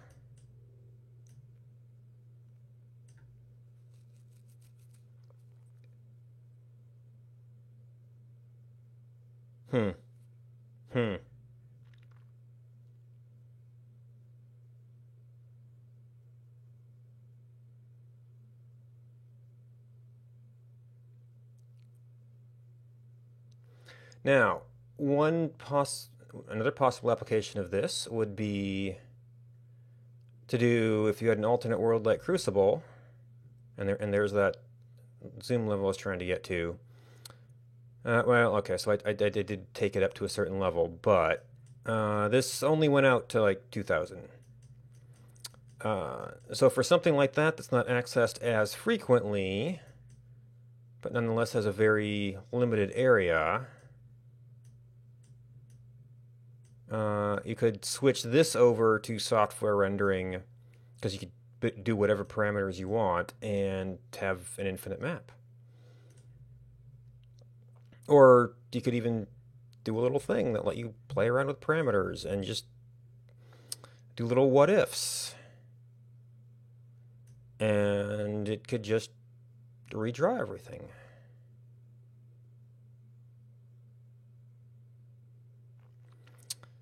So that's some stuff we have to think about. So this, I don't think that made any perceptible difference.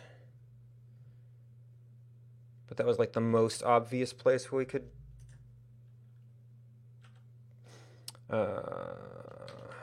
math dot, pow, floor. We only need this setting up our palette, so that's not a big deal. I don't think any of these other things are nearly as intense.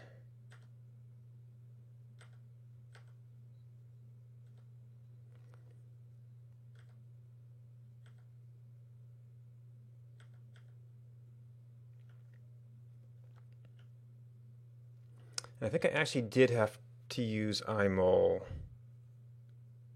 to get accurate results.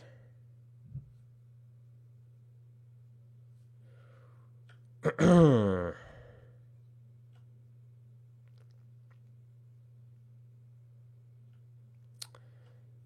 2D is that thing.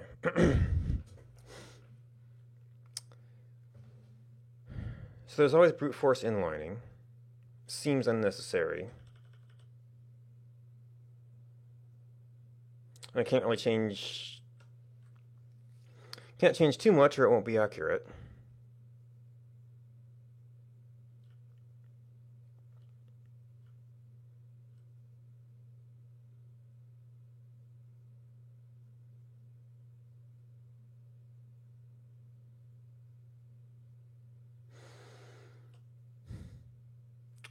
You could pre-calculate the seeds for each biome.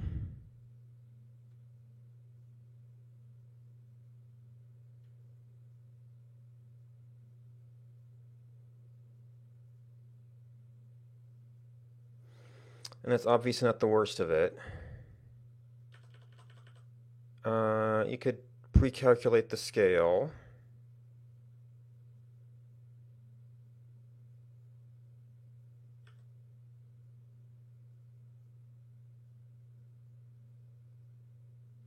And this is happening per pixel.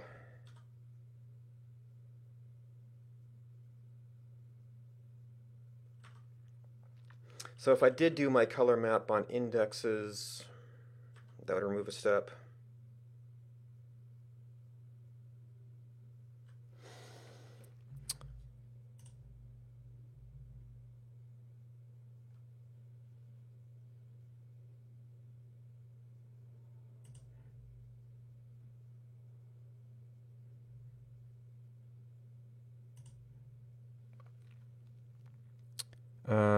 Okay, so frames per second. Recalculate style, apply state change. So this is the consequences of that DOM event, I guess. Call tree, I guess, is what I'm really interested in. We're not... Okay, so total time, sure. Idle. Total time doesn't even fit on there. So yeah, it's down in the weeds there.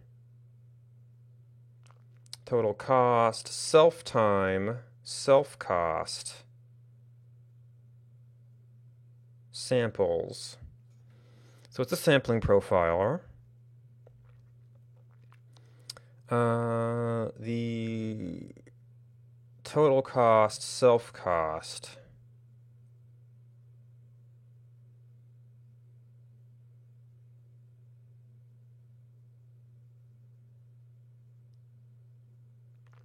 Yeah. Oh, and this is where it's called from.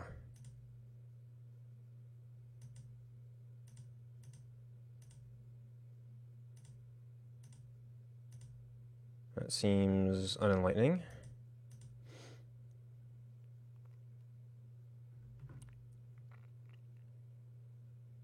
Though this is kind of what you expect. So that's the time in that function itself. So this calls that 4 times. This calls that. Actually, this is slightly inverted because it's compute map biome calls get xy fractal 7 times. But it's mostly just churning out this stuff. And that calls that 4 times. And that's maybe about that much. So I guess that's why Jason was optimizing a few operations out of that function. And we can't do anything that changes the behavior because we're trying to do an emulation. Oh yeah, I've been doing a small screen too. You can see him change.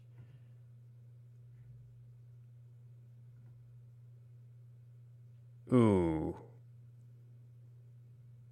And that's not even responding.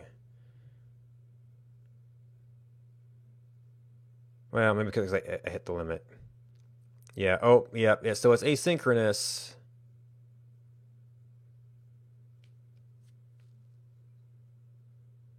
But it wasn't responding to events there. Yeah.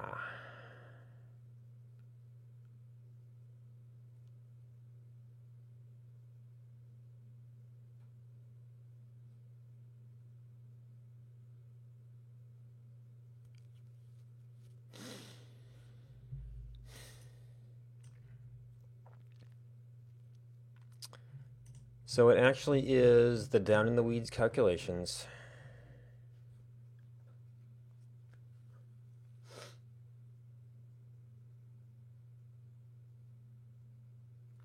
I don't know that we can get any smaller in terms of what operations are expensive in there.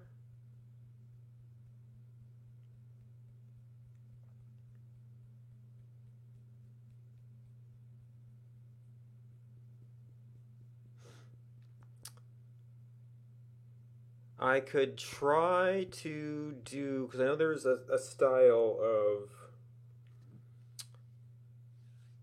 JavaScript where if you do all the things that cast to int, then the compiler might be able to do more with it.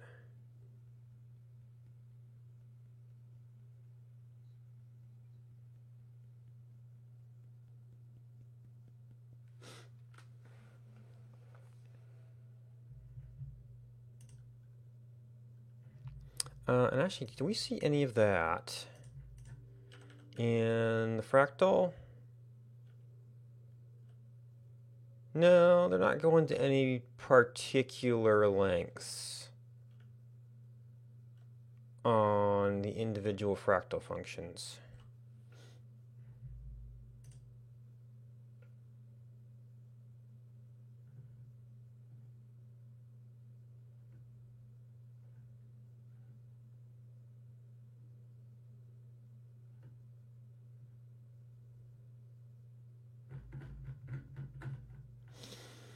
Object, new object array, floor and ceiling, constants, modulo division.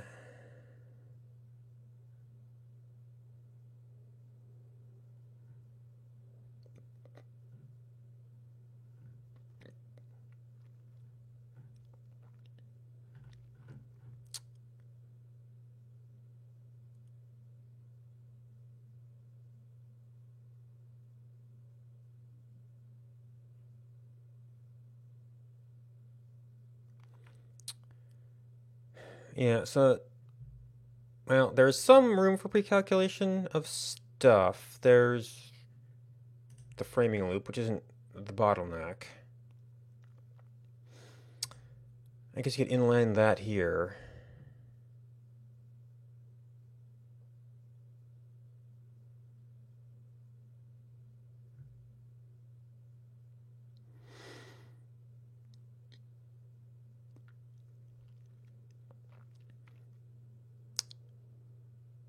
Right, so I could try the worker to make it more responsive. Uh, that's not going to improve our fill rate. It's just going to make the map less chunky while doing stuff. Yeah.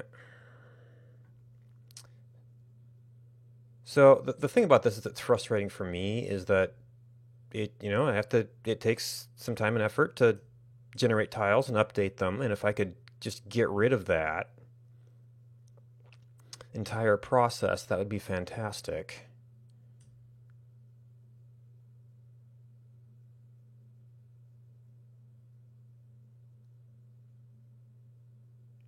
Hmm.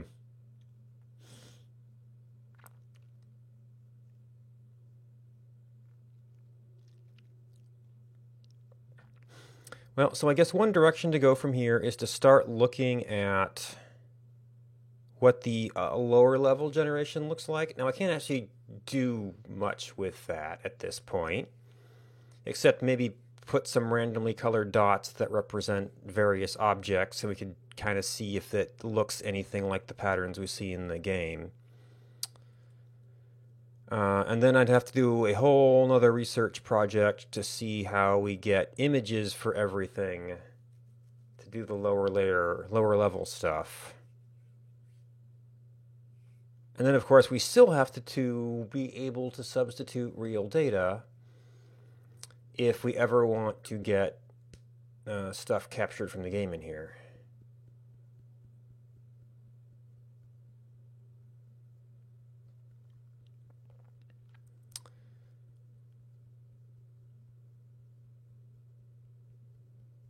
Hmm.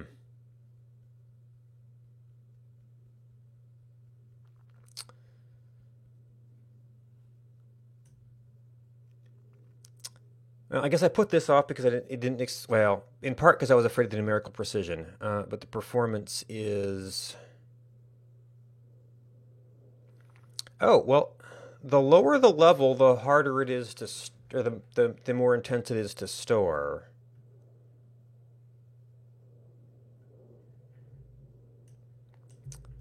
So I could maybe do this for like level 24?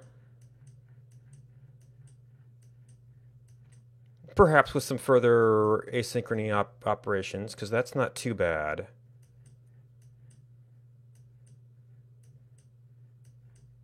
That's starting to get a little bit chunky for level 25. But those are the ones where it really starts to slow down generating stuff.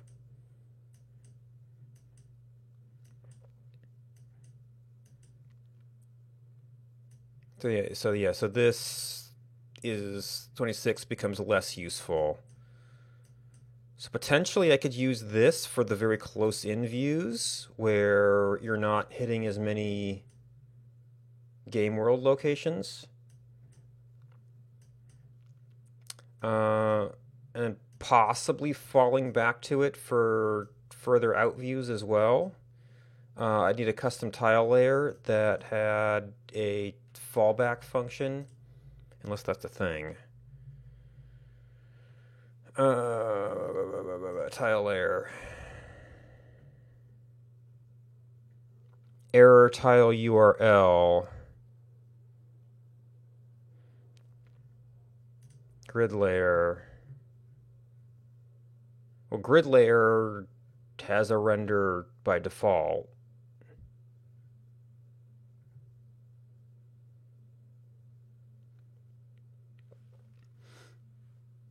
Oh. That is probably a useful property on my maps. So it won't even attempt to load stuff outside. Well, that might affect the degree to which it does the fuzzy pattern. But I guess being able to kind of see the bounds could be interesting. Of course, even this, which tiles have been touched is semi-interesting.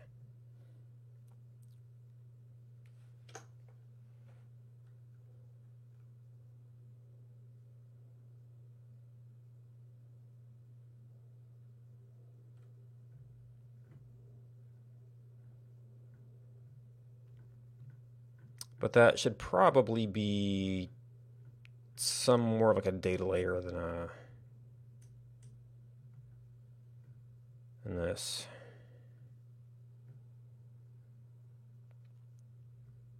Okay, I thought I saw a monument close. I mean, that was on the other scale of the map.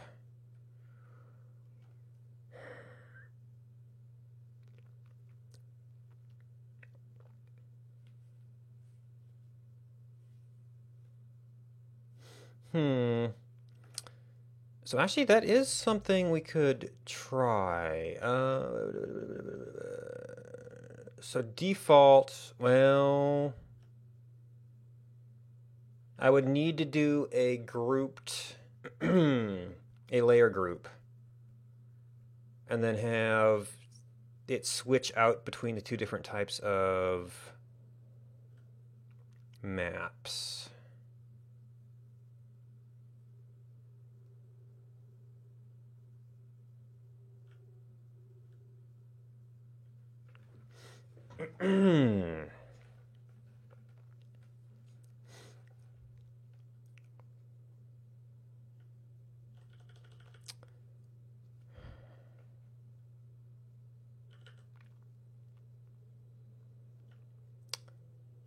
All right, so we've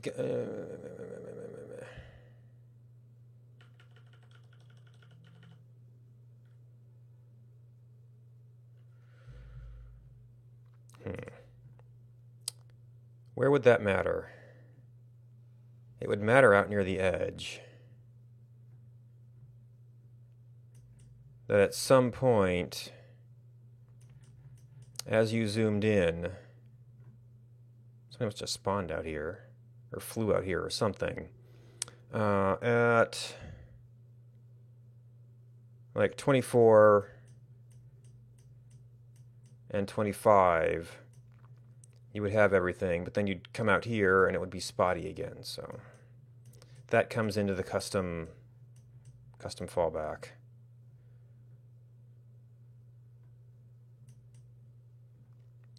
And well, that's really approaching the point. Let's see. So you can kind of tell that there's biomes. There's biomes. Yeah, somewhere around 18 or 19, this is really only useful for visual consistency as you move around. I still have to figure out what to do about this.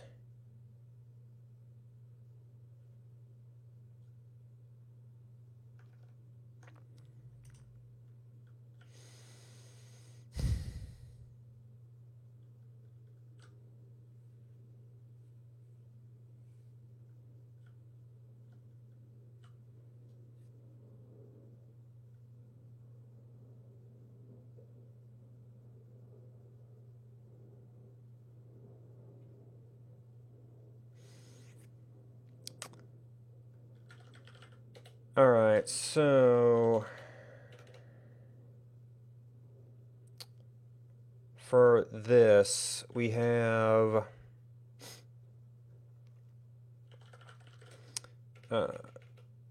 seeming data match,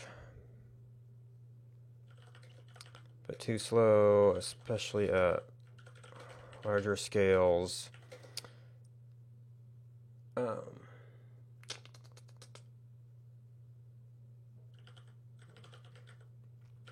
Significant UI lag, which could be web worker.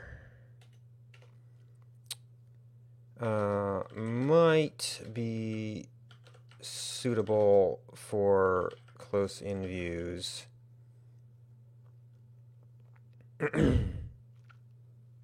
Oh, but if I'm doing mixed mode, then I can't do like palette replacement, for instance, because the image tiles are still going to be the old color scheme.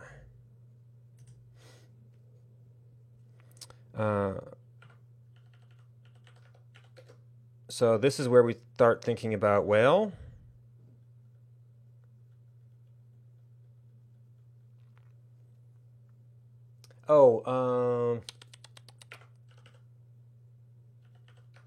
this was so the fractal thing did the trick where we had typed arrays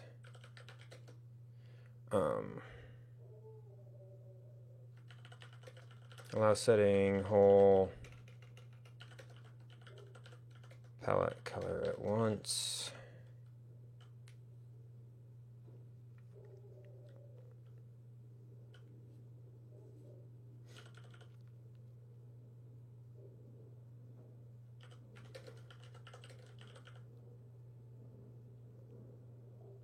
Well, that's that. That requires layer group.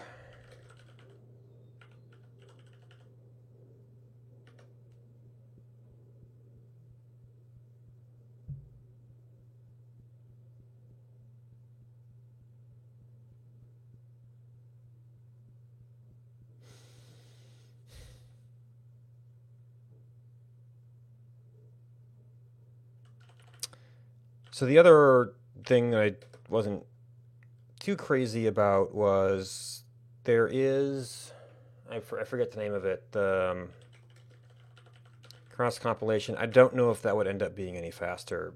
That would be where you would calculate a typed array buffer.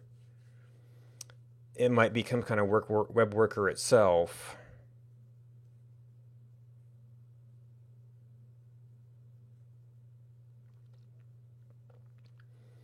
And you'd like get a fragment of the game code, compile it to like WebAssembly.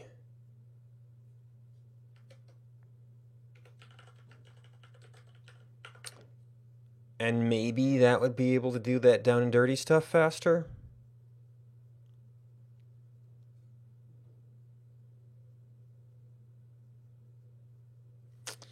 Oh, the other thing would be, well, I mean, mathematical optimization probably gets down to this stuff.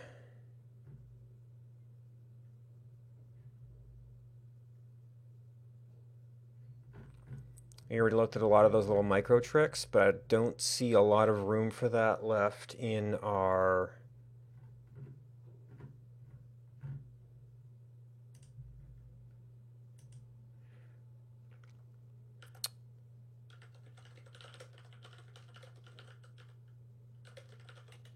in that particular function.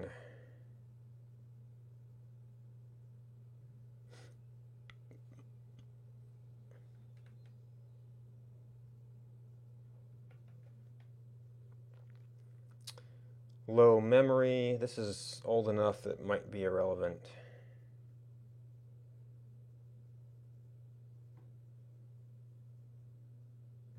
Yeah, this isn't even touching anything useful.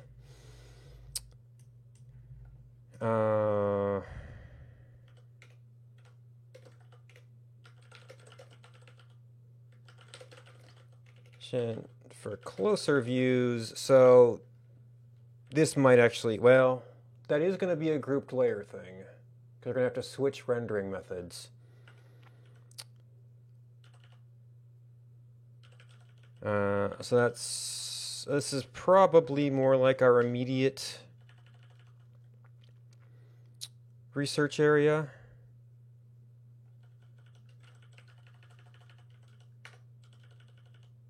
And this is mainly for the larger areas, which still has the rendering lag, but could be made to be not feel as bad. All right, do we have any other stuff? Got notes. Yeah.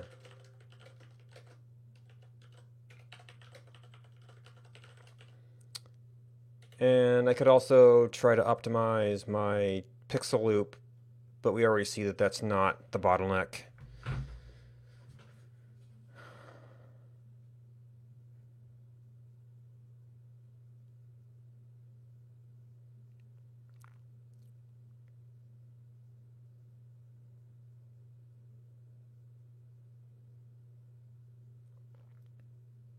Any parentheses around this? Anyway, oh, 4 hours. Anyway, that is also a reminder it's getting about lunchtime. So that's it for now. Thanks for watching. Everybody who hung out. Thanks to everybody who hosted me. We'll see if I can find a recommendation here. Well, tell you what, this has been a kind of generative terrain. Someone I regularly see working on generative terrain is Demian Sky. He's doing it on a sphere though, so he's like, he's crazy. And that's about when I tend to be on. But it looks pretty cool. I don't know what he's working on at the moment. Oh.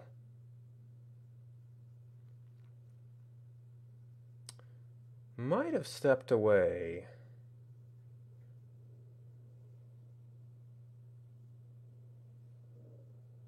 But it's probably while he's doing a render pass here.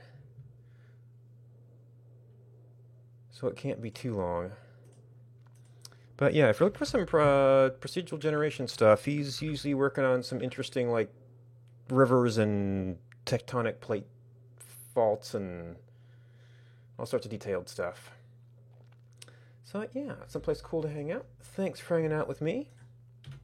Goodbye, and until next time.